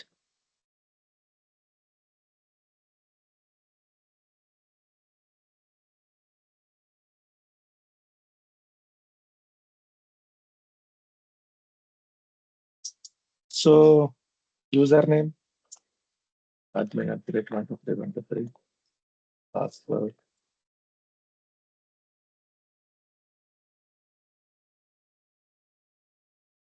disk same default networking. So I am choosing VM1 net and already మనం ఇందాక ఏదైతే ఇచ్చామో అది వచ్చేసి ఉంటుంది. ఓకే, అది ఇంకా క్రియేట్ అవ్వలేదు. VM1 VNet is fine. Subnet automatic గా తీసుకుంటుంది. Advanced this one. Next, I enable auto shutdown, manual updates, you can monitoring, disable it, advanced tags, review and create. Let it create first. చూడండి ఇది ఇంకా run అవుతూనే ఉంది. Starting manager instance, create it. So దాన్ని అయితే create చేద్దాము. ఆ లోపల మేనేజర్ ఇన్స్టెన్స్ ఒకసారి రిఫ్రెష్ చేసి చూస్తాం. Manager instance, refresh it, ready వచ్చేసింది. సో ఇది క్రియేట్ అవుతుంది. విఎం క్రియేట్ అయ్యే లోపల ఒకసారి మేనేజర్ ఇన్స్టెన్స్ కి కనెక్ట్ అవుదాం. Click on this. Okay, so ఇక్కడ హోస్ట్ ఉంది కదా, ఇది హోస్ట్ ఐపీ, దీని అడ్రస్ సర్వర్ నేమ్. సో లేదా you can go to security, go to networking.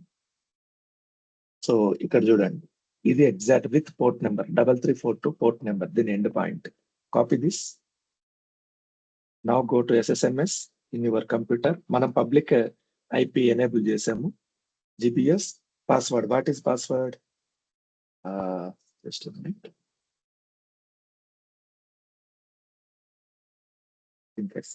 Password.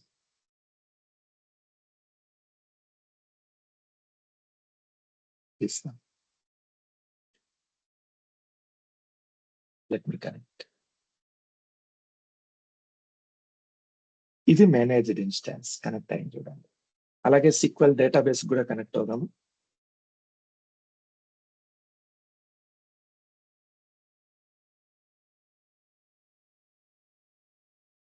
Home, go to SQL databases, open this.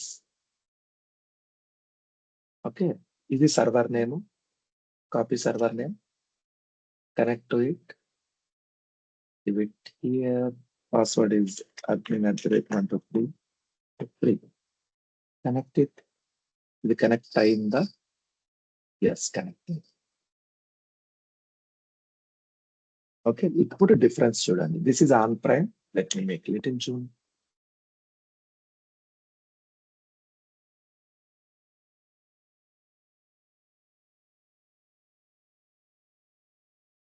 ఇది on prime. Okay, ఇది managed instance. Icon కూడా చూడండి. ఇది singleton database, SQL Azure SQL database. So ఇక్కడికి difference ఏంటి first చూడండి. ఇక్కడ ఏంటంటే సింగిల్ డేటాబేస్ మాత్రమే వస్తుంది. ఆ సింగిల్ డేటాబేస్ కింద మీకు ఈ server objects, replication, always on, management, integration ఇది ఉందిలేండి, ఏజెంట్ ఇవేవి రావు ఇందులో SQL డేటాబేస్ లో. ఇది ప్యాచ్ డేటాబేస్. ఇది కూడా ప్యాచ్ డేటాబేసే, కానీ ఇందులో మనకేంటి అడిషనల్ గా ఈ ఫీచర్ ఆన్ ప్రైమ్ లో ఉన్న ఫీచర్స్ అన్ని మాక్సిమం వస్తాయి. ఇది ఆన్ ప్రైమ్. దీనికి డిఫరెన్సెస్ చూడండి. సెక్యూరిటీ వచ్చిందా, సర్వర్ ఆబ్జెక్ట్ వచ్చిందా, రెప్లికేషన్ వచ్చిందా, ఆల్వేస్ ఆన్ చూపిస్తున్నాడు కానీ ఇక్కడ always on I think you cannot configure. Always on failover groups ఉంటాయి by default. Management, integration service, SQL server agent, event profiler. So everything మీకు ఆన్ ప్రైమ్ లో ఉన్న ఎన్విరాన్మెంట్ యాజ్ ఇట్ ఈస్ గా patch database కి రావాలి అంటే you can choose managed instance. లేదు ఇవన్నీ అక్కర్లేదు, నాకు డేటాబేస్ తోనే పని అనుకుంటే you can go to Azure SQL database. Anybody have any doubts?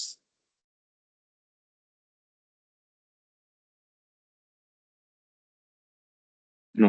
Any doubts? So managed instance ఎలా ఉంటుందో మీకు చూపించడం కోసం క్రియేట్ చేశాను. So this is managed instance, this is Azure SQL database, this is on prime. ఇక్కడ చూడండి version number 12.0 అన్నాడు, అంటే ఇది ఓల్డ్ వర్షన్ అని కాదు. సో ఇది వెబ్ వర్షన్. వెబ్ వర్షన్ లో 12.0 చూపిస్తుంది. అంటే దాని అర్థం ఏది అప్గ్రేడ్, ఏది అప్ టు డేట్ ఉంటే దానికి అప్డేట్ అయిపోతుంది ఆటోమేటిక్ గా. Okay fine. So this is about patch databases. Let me stop both of them.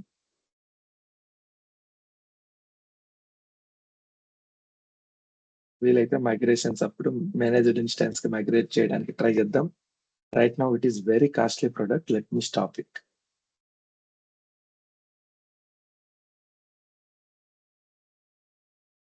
Stop this. డబ్బులు భారీగా కట్ అవుతుంది. ఓకే, SQL డేటాబేస్ తో కూడా మనకు వర్క్ లేదు. ఓకే, మనం క్లోజ్ చేసేటప్పుడు క్లోజ్ చేద్దాం. So main thing here is virtual machine. Virtual machine created. Go to virtual machine. So now virtual machine is created. VM1 created. దీన్ని నేను డొమైన్ చేద్దాం అనుకున్నాము. Fine. So next VM2 create చేద్దాం. Create VM2.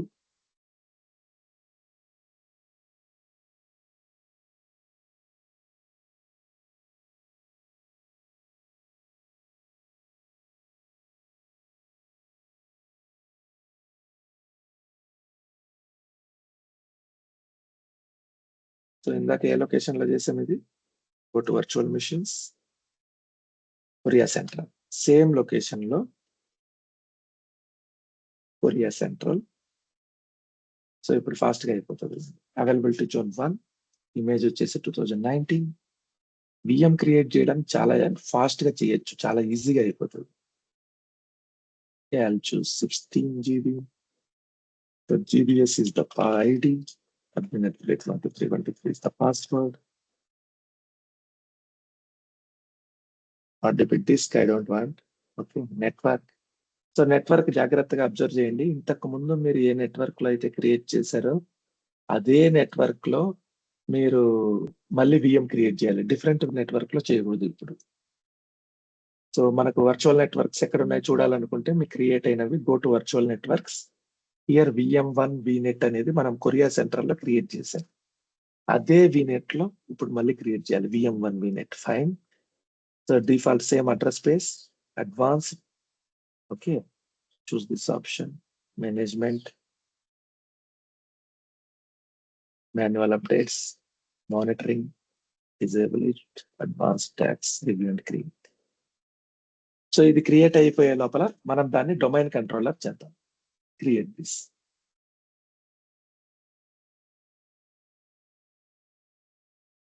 So ఇది create అవుతా ఉంటది. We will go to that computer VM1. VM1 ని domain control ఎలా చేయాలి అనేది చూద్దాం. Okay, copy this address, take RDP. How to take RDP? MSTSC అని టైప్ చేయండి. It will ask you computer name, click on connect, ID password అడుగుతుంది. GBS is the ID, admin 123 is the password.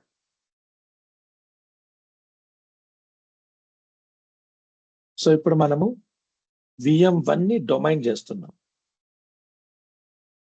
Domain controller చేస్తున్నాం. VM2 VM3 ని VM1 కి add చేస్తాం.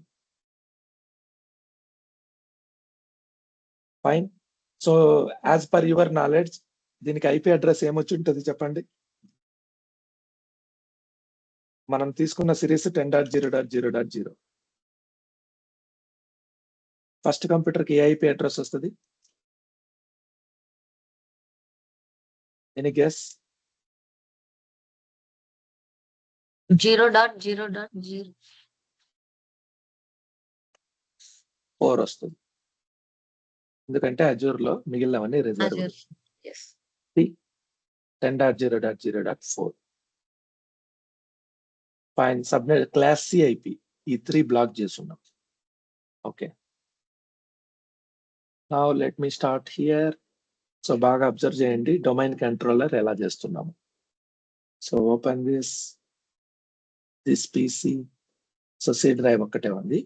So normal computers కి, user computer కి, సర్వర్ కంప్యూటర్ కి difference చెప్తాను. Difference ఏంటంటే ఈ ఆప్షన్, దీన్ని సర్వర్ మేనేజర్ అంటారు.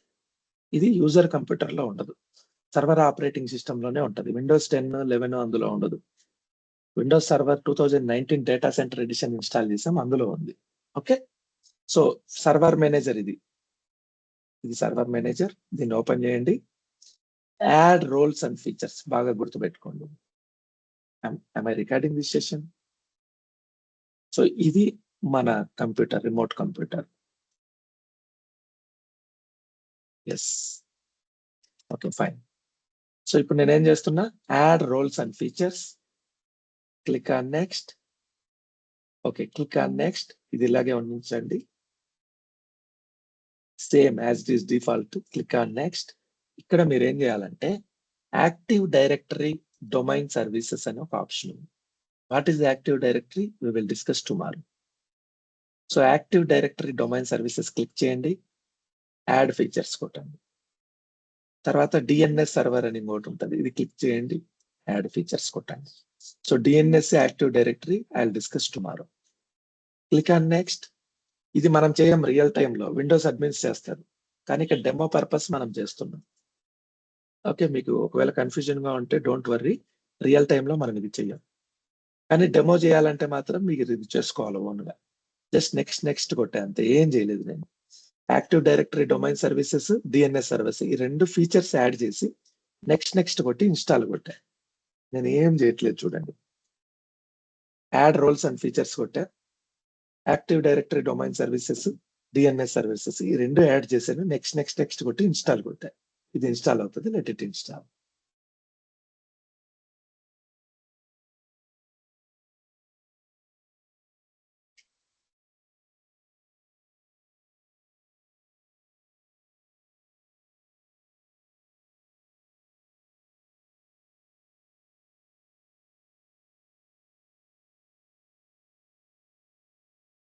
యాక్టివ్ డైరెక్టరీ అంటే ఏంటి, రికవరీ పాయింట్ ఆబ్జెక్టివ్ ఏంటి, రికవరీ టైం ఆబ్జెక్టివ్ ఏంటి, అవన్నీ tomorrow we will discuss. So ఈరోజు క్విక్ గా డొమైన్ క్రియేట్ చేస్తాను, ఒక computer domain. Okay, so 1 VM is domain, 1 VM is user computer. So ఈ లోపల ఇది VM క్రియేట్ అయిందా? Yes, it is created. Go to here, VMs. So this is the virtual machine 2. ఇది IP address.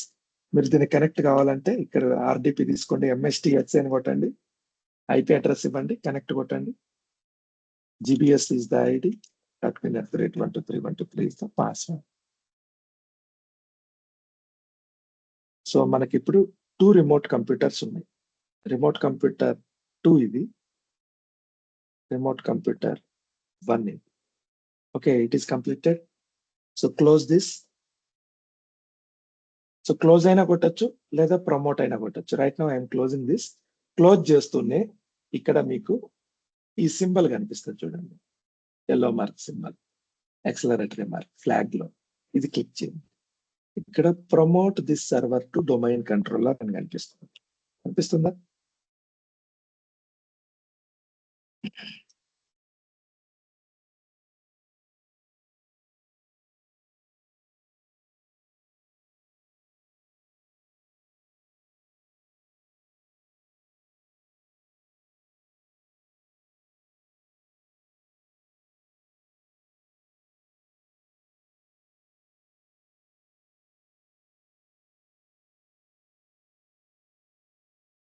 Promote this server to domain controller. Click on this.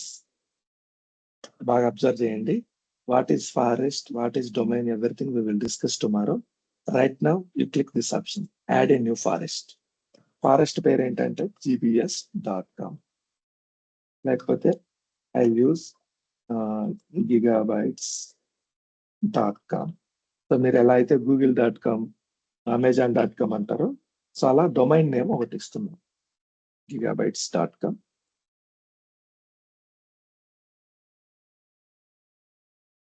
So Windows server 2016 option final గా ఇంతవరకే ఉంది. Forest functional level fine. Password అయితే ఇవ్వాలి, same password, admin@123.123.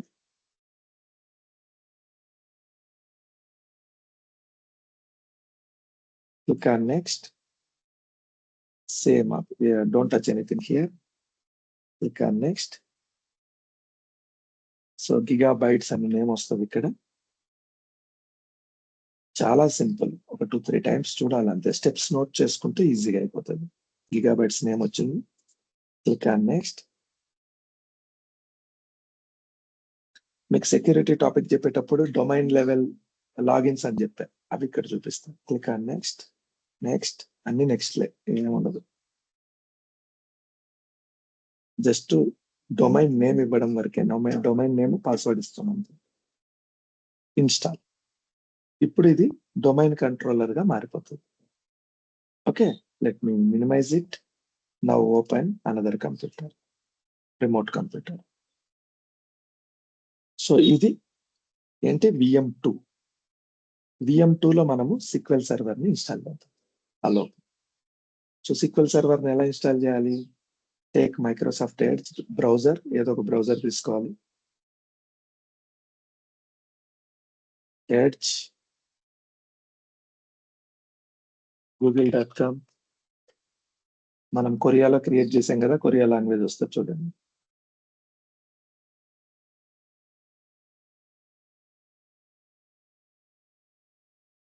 Sir coalition కిందకి వస్తుంది sir, Korea అనేది ఏమంటారు? కొరియా కొలేషన్ లాంగ్వేజ్ లెక్క వస్తుంది సార్. లేదు, కొలేషన్ కాదు మనం చేసింది. మనం జస్ట్ చూడండి, కొరియా లాంగ్వేజ్ వచ్చింది. మనం కొరియా రీజియన్ లో వర్చువల్ మిషన్ ని క్రియేట్ చేసాం. ఓకే, ఈ లాంగ్వేజ్ కూడా ఇదే వస్తుంది. You can choose English here. So Korea వాళ్ళకి టైం ఎంత అయింది ఇప్పుడు? ఓకే, VM ఓపెన్ చేస్తే అర్థమవుతుంది. ఫైన్.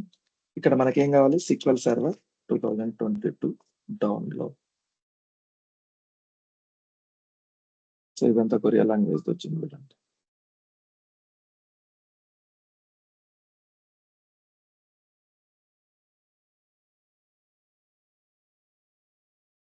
Download it.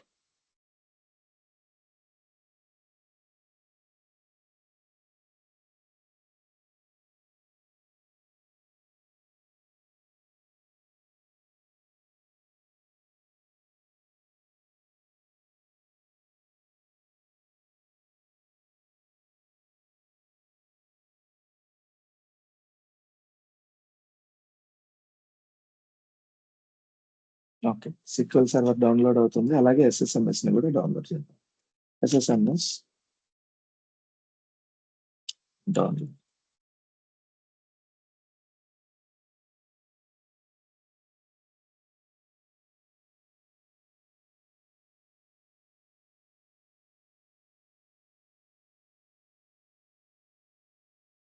సో ఈ రెండు డౌన్లోడ్ అవుతున్నాయి. Let me go to other computer.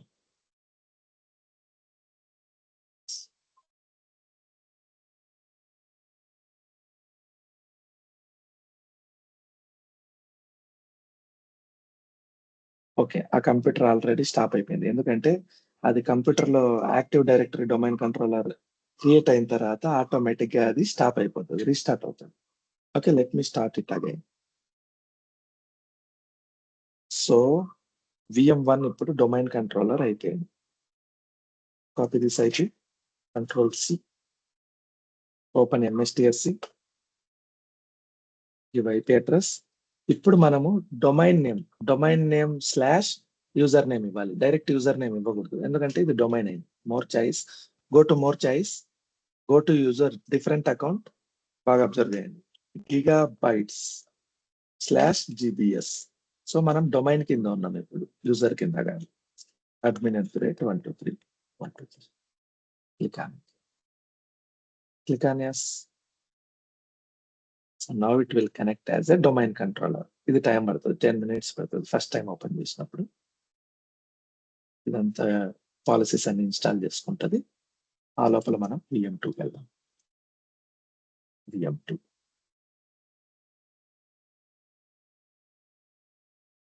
So ఇప్పుడు SQL సర్వర్ డౌన్లోడ్ అయింది, SSMS డౌన్లోడ్ అయింది. ఈ రెండింటిని కాపీ చేసుకొని C డ్రైవ్ లో నేను మీడియా అనే ఫోల్డర్ క్రియేట్ చేసి పెట్టేస్తాను, safety. And next time use ఈజీకి ఈ యాక్సెస్ ఉంటుంది.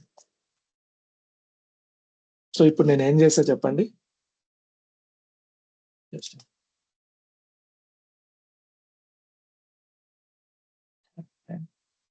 ఇంకా డౌన్లోడ్ అవుతుంది, ఫైన్. సో నేను ఇక్కడ ఏం చేసా, I'll brief about my steps.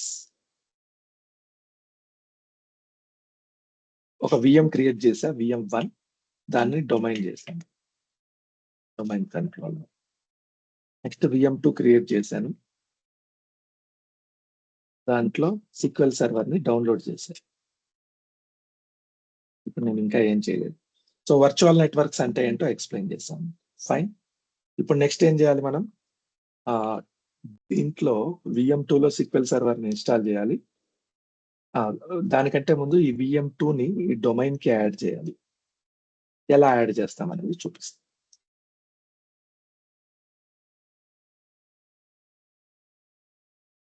So ఇది కంప్లీట్ అయింది, క్లోజ్ దిస్.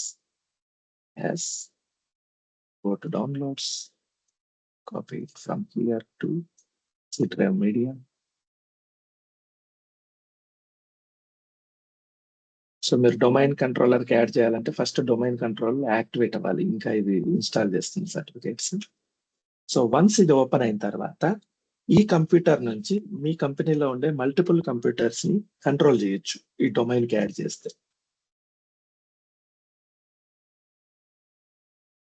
సో మీరు ఒక ఆర్గనైజేషన్ లో జాయిన్ అయ్యారనుకోండి, మీకు ఈమెయిల్ ఇస్తారు.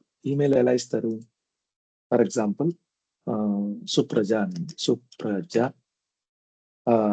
సంథింగ్ వాళ్ళ పేరు @GBS, ఆ ఆర్గనైజేషన్ నేమ్ ఏదైతే అది gbs.com అని ఇస్తారు. ఇది మీ క్రెడెన్షియల్.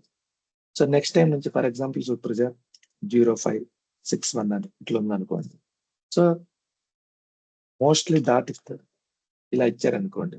సో నెక్స్ట్ టైం నుంచి మీరు కంపెనీలో ఏ ఐడి అంటే ఏ కంప్యూటర్ కి మీరు కనెక్ట్ అవ్వాలన్నా మీ ఐడి వచ్చేసి supraja.0561. కొన్ని కంపెనీలో first name dot last name ఇస్తారు. For example Pagadala Rajender name ఉన్నాను, సో వాళ్ళు ఏమిస్తారంటే రాజేందర్ డాట్ పగడాల ఇలా ఇస్తారు. ఇది మీ ఐడి. @gbs.com అనేది ఆర్గనైజేషన్, సో ప్రతి కంప్యూటర్ కనెక్ట్ అవ్వడానికి మీరు ఇదే ఐడి వాడతారు. సో ఈ కంపెనీలో ఇది gbs.com అనేది డొమైన్. ఈ డొమైన్ కింద యూజర్స్ అంతా ఉంటారు.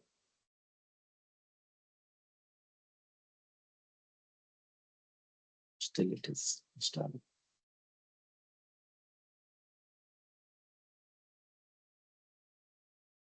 Five to 10 minutes. We'll close the session. ఇది ఓపెన్ అయితే మీకు ఒకసారి చూపించి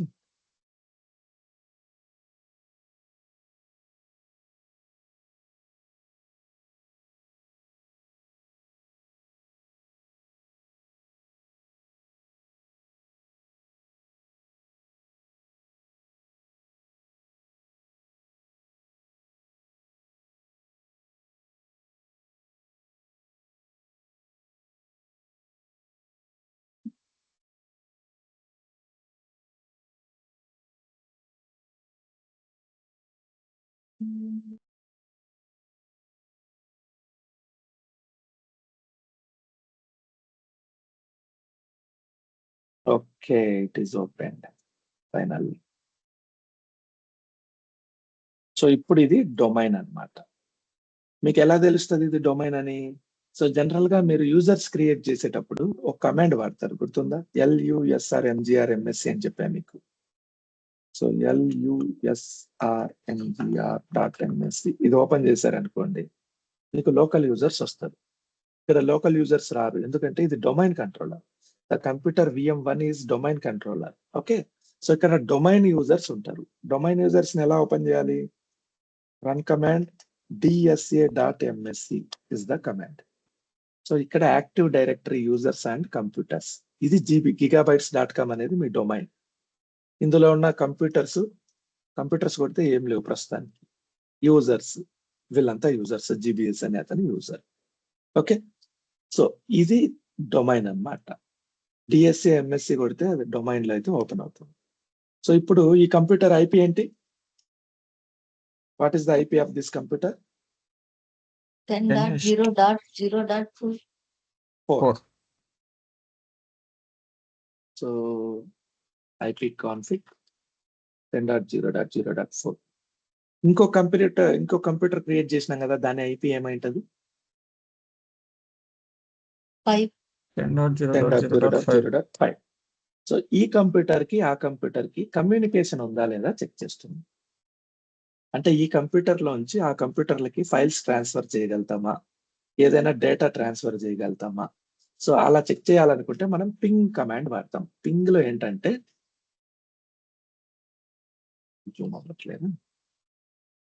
సో పింగ్ అని చెప్పి ఆ కంప్యూటర్ IP అడ్రస్ ఇస్తే, ఒకవేళ మీకు వర్కౌట్ అయింది అనుకోండి, ఇది 32 bytes ఎంటీ పాకెట్స్ ని ఆ కంప్యూటర్ కి సెండ్ చేస్తుంది. రిసీవ్ అయితే రిసీవ్డ్ అని రావాలి. టైమ్ అవుట్ అంటే మనకు కమ్యూనికేషన్ లేదు అని. సో 10.0.0.4 కంప్యూటర్ నుంచి 5 కి కమ్యూనికేషన్ లేదు. కమ్యూనికేషన్ ఎందుకు లేదు అంటే, సో బై డిఫాల్ట్ అన్ని కంప్యూటర్లలో ఫైర్ వాల్ సెట్టింగ్స్ ఎనేబుల్ అయి ఉంటాయి. మీరు ఫైర్ వాల్స్ ని డిసేబుల్ చేయకూడదు, కానీ ఫైర్ వాల్స్ లో ఆ కంప్యూటర్ ఐపీని యాక్సెప్ట్ చేసేటట్టు పెట్టాలి. ఎలా యాక్సెప్ట్ చేయాలి? So command is WF.MSC. WF.MSC కొట్టారంటే మీకు Windows Defender firewall with advanced security open అవుతుంది. Go to inbound rules, click on new rule. Okay, so go custom rule, all programs. So general గా అయితే single program, single port number, single port select చేసుకుంటారు. I'm choosing all protocols. Okay, just a minute, I make it Zoom.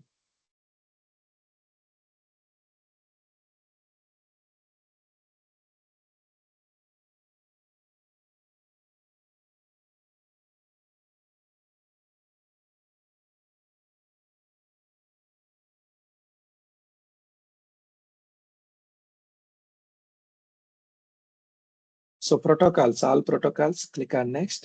ఎన్ని IP address? Actual గా అయితే specific IP address add చేయాలి. Demo purpose నేను all చేస్తున్నా. Allow the connection, next, అన్ని next ఏం లేదు. ఇన్బౌండ్ రూల్ అంటే వేరే కంప్యూటర్ నుంచి మనకు వచ్చే traffic communication. Next out bound rule, ఈ కంప్యూటర్ నుంచి వేరే కంప్యూటర్ కి పోయే rule. Custom rule, click on next, all programs next, protocol next, any IP next, allow this connection, click on next, next, outbound rule. So inbound, outbound rules create చేసినాం domain లో. Okay. So in the same way, VM1, 2 ఏదైతే ఉందో దాంట్లో కూడా మనం outbound rules configure చేయాలి, లేకపోతే అక్కడ బ్లాక్ అయిపోతుంది ఫైర్ వాల్స్ రూల్స్ లో. So go to here. So ఇక్కడ firewall rules run command open చేయండి, wf.msc కొట్టండి, Windows firewall advanced. Okay, ఇది ఓపెన్ అవుతుంది, advanced security. Go to inbound rules. So first step ఏంటి, ఒక computer తయారు చేస్తూనే ఫైర్ వాల్స్ ఎనేబుల్ చేసుకోవాలి. జనరల్ గా రియల్ టైమ్ లో అయితే సింగిల్ పోర్ట్ నెంబర్, ఆ సింగిల్ ప్రోగ్రామ్ ఇస్తారు. మనం డెమో పర్పస్ మొత్తం అన్ని ఎనేబుల్ చేస్తుంది. నెక్స్ట్ నెక్స్ట్ నెక్స్ట్ అంతే. Inbound, so out bound rule. ఈ పార్ట్ అంతా మనం చెయ్యం, ఈ పార్ట్ అంతా విండోస్ అడ్మిన్స్ చేస్తారు. కానీ ఇక్కడ మనకు విండోస్ అడ్మిన్స్ ఎవరు లేరు కాబట్టి, సో నేర్చుకోవడంలో తప్పేం లేదు కాబట్టి ఎక్స్ట్రా కాన్సెప్ట్ నేర్చుకుంటున్నాం. మన పార్ట్ ఎక్కడి నుంచి స్టార్ట్ అవుతుంది, SQL సర్వర్ ఇన్స్టాల్ చేసేటప్పటి నుంచి స్టార్ట్ అవుతుంది. ఓకే, ఇప్పుడు inbound rules, out bound rules ఈ కంప్యూటర్ లో 05 లో 04 లో రెండిట్లో ఎనేబుల్ చేశారు. See this. What is this company IP? Sorry, this computer IP 10.0.0.4. ఇది 5. మనం 5 లో ఉన్నాం ఇప్పుడు, VM2 లో ఉన్నాం. సో ఇక్కడ నుంచి నేను 4 కి పింగ్ చేస్తా చూడండి, 10.0.0.4. కమ్యూనికేషన్ ఎస్టాబ్లిష్ అయిందా? Is it clear? Yes, Yes, sir. sir. Yes. Okay, fine. So next అదే విధంగా డొమైన్ లోకి వెళ్దాం. This is domain, right? Not this is domain. Yes, this is domain. ఇక్కడ నుంచి మళ్ళీ పింగ్ చేస్తా చూడండి. సో టైం అవుట్ వచ్చింది ఇందాక, సేమ్ 5 కి ఇప్పుడు మళ్ళీ పింగ్ చేస్తా చూడండి. కమ్యూనికేషన్ ఎస్టాబ్లిష్ అయిందా? సో ఈ 2 కంప్యూటర్స్ ఇప్పుడు కమ్యూనికేషన్ లో ఉన్నాయి. Now I will go to user computer. I will add it to domain. How to do that? Go to here. Go చిన్న స్టెప్ చేయాలి. This is user computer. ఎలా తెలుస్తుంది అంటే మనం ఇది గుర్తు పెట్టుకోవాలి, లేకపోతే పేరు రాసి పెట్టుకోవాలి. Okay, fine. సో ఇక్కడ మీరు ఈ కంప్యూటర్ ని యూజర్ కంప్యూటర్ లోకి యాడ్ చేయాలి. Go to server manager. Server manager లో ఏంటంటే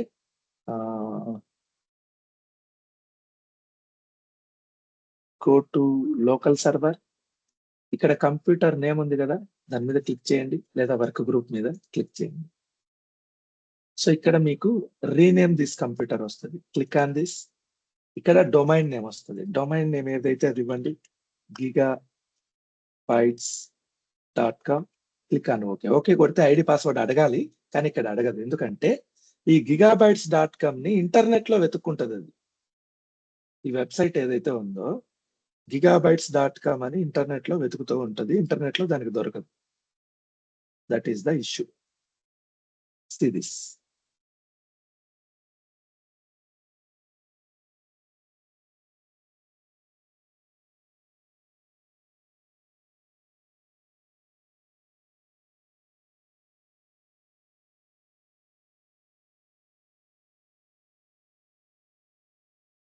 gigabytes.com వెబ్సైటే లేదు. సో మళ్ళీ ఎలా కనెక్ట్ అవుతుంది? కనెక్ట్ అవ్వదు. అలాంటప్పుడు మనం ఏం చేయాలంటే ఈ కంప్యూటర్ కి మనం ఎక్స్ప్లెయిన్ చేయాలి. ఏమని? gigabytes.com అనేది వెబ్ లో లేదు, ఇది ఇంటర్నల్, దీనికి ఒక ఐపీ ఉంది. ఈ gigabytes.com అనే డొమైన్ కంట్రోలర్ ఐపీ ఏంటి? డొమైన్ కంట్రోలర్ ఐపీ ఏంటి? What is domain controller IP? 10.0.0.4. So 10.0.0.4 లో చెక్ చేసుకో, నీకు gigabytes.com వస్తుంది అని చెప్పాలి.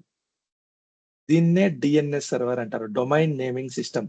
ప్రతి పేరుకి వెనకాల బ్యాక్ ఎండ్ లో ఒక ఐపీ అడ్రస్ ఉంటుంది. ఫర్ ఎగ్జాంపుల్ పింగ్ google.com కొట్టినా అనుకో, let's see what happens. Ping spelling mistake, ping google.com. ఒక ఐపీ అడ్రస్ అయితే వచ్చిందా? ప్రతి నేమ్ బ్యాక్ సైడ్ ఒక ఐపీ అడ్రస్ ఉంటుంది. ఓకే, సో అలాగే మన నేమ్ బ్యాక్ సైడ్ మన gigabytes.com వెనకాల కూడా ఒక ఐపీ అడ్రస్ ఉంది. ఆ ఐపీ అడ్రస్ నేమ్ 10.0.0.4. ఇక్కడ చెక్ చేయని చెప్పాలి. ఎక్కడ చెక్ చెప్పాలంటే అది పోర్టల్లో చెప్తాం. పోర్టల్లో వర్చువల్ నెట్వర్క్స్ లోకి వెళ్ళి, where is virtual networks,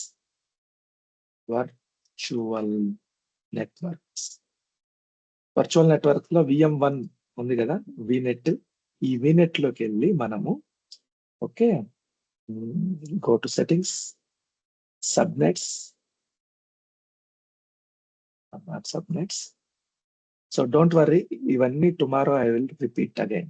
Confusing గా ఉంటే DNS servers, custom DNS server, నా డొమైన్ కంట్రోలర్ 10.0.0.4 అని దీనికి చెప్తున్నా.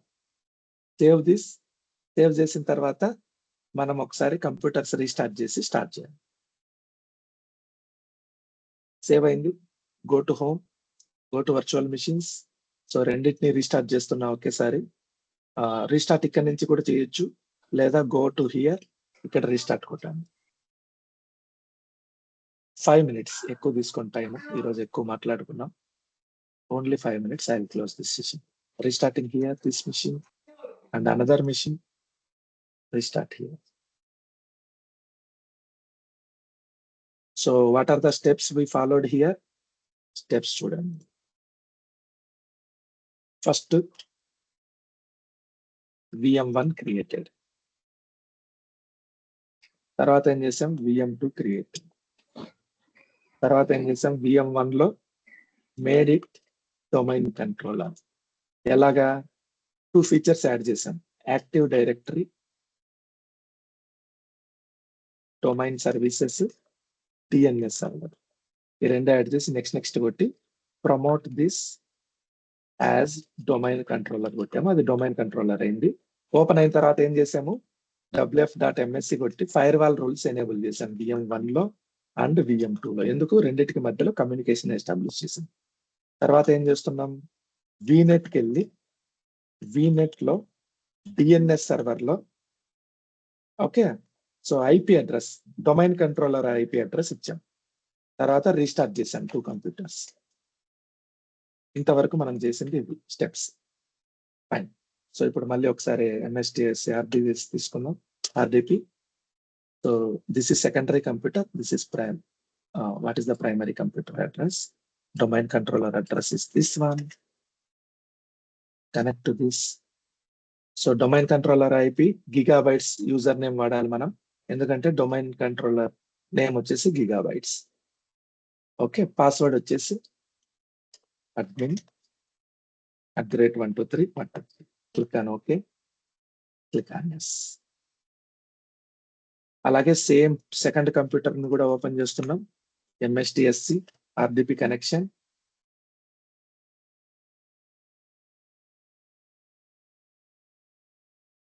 ఓకే, సో ఐపీ అడ్రస్ ఇచ్చాం. ఇక్కడ ఇంకా ఇది డొమైన్ లోకి రాలేదు, సో నార్మల్ GBSA వాడుతున్నాం. Okay, it will also connect. So ఇప్పుడు మీరు సెకండరీ కంప్యూటర్లోకి వెళ్ళి కంప్యూటర్ నేమ్ చేంజ్ చేసి డొమైన్ ఇస్తే ఇది యాక్సెప్ట్ చేస్తుంది. See now what happens.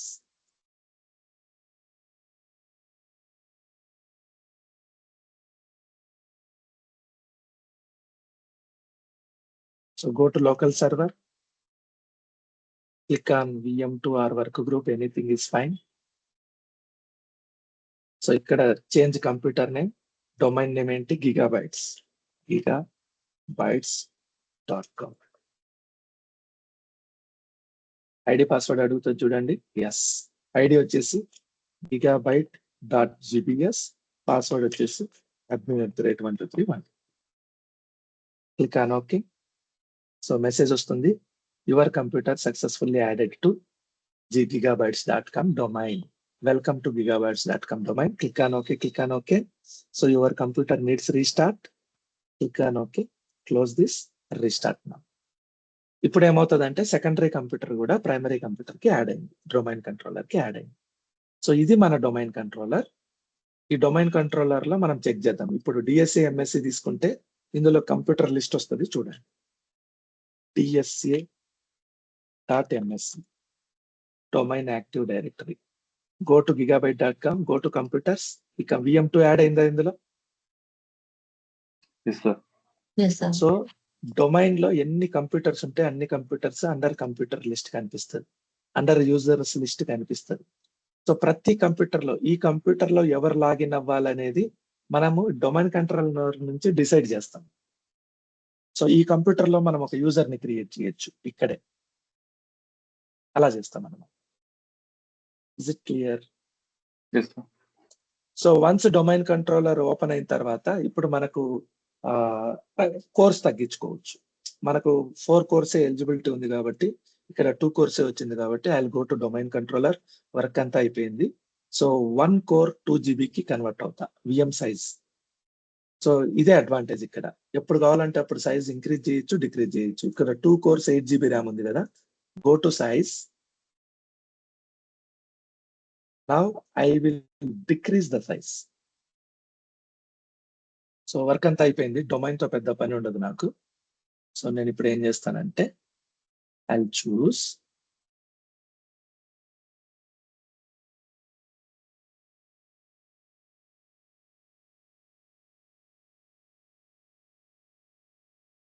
అసలు 1 CPU చూపించట్లేదా? ఈ రీజన్ లో 1 CPU లేదు. సో 1 CPU ఉంటే మనం ఎప్పుడు కావాలంటే అప్పుడు సైజ్ డిక్రీజ్ చేయొచ్చు, ఇంక్రీజ్ చేయొచ్చు. That is the advantage.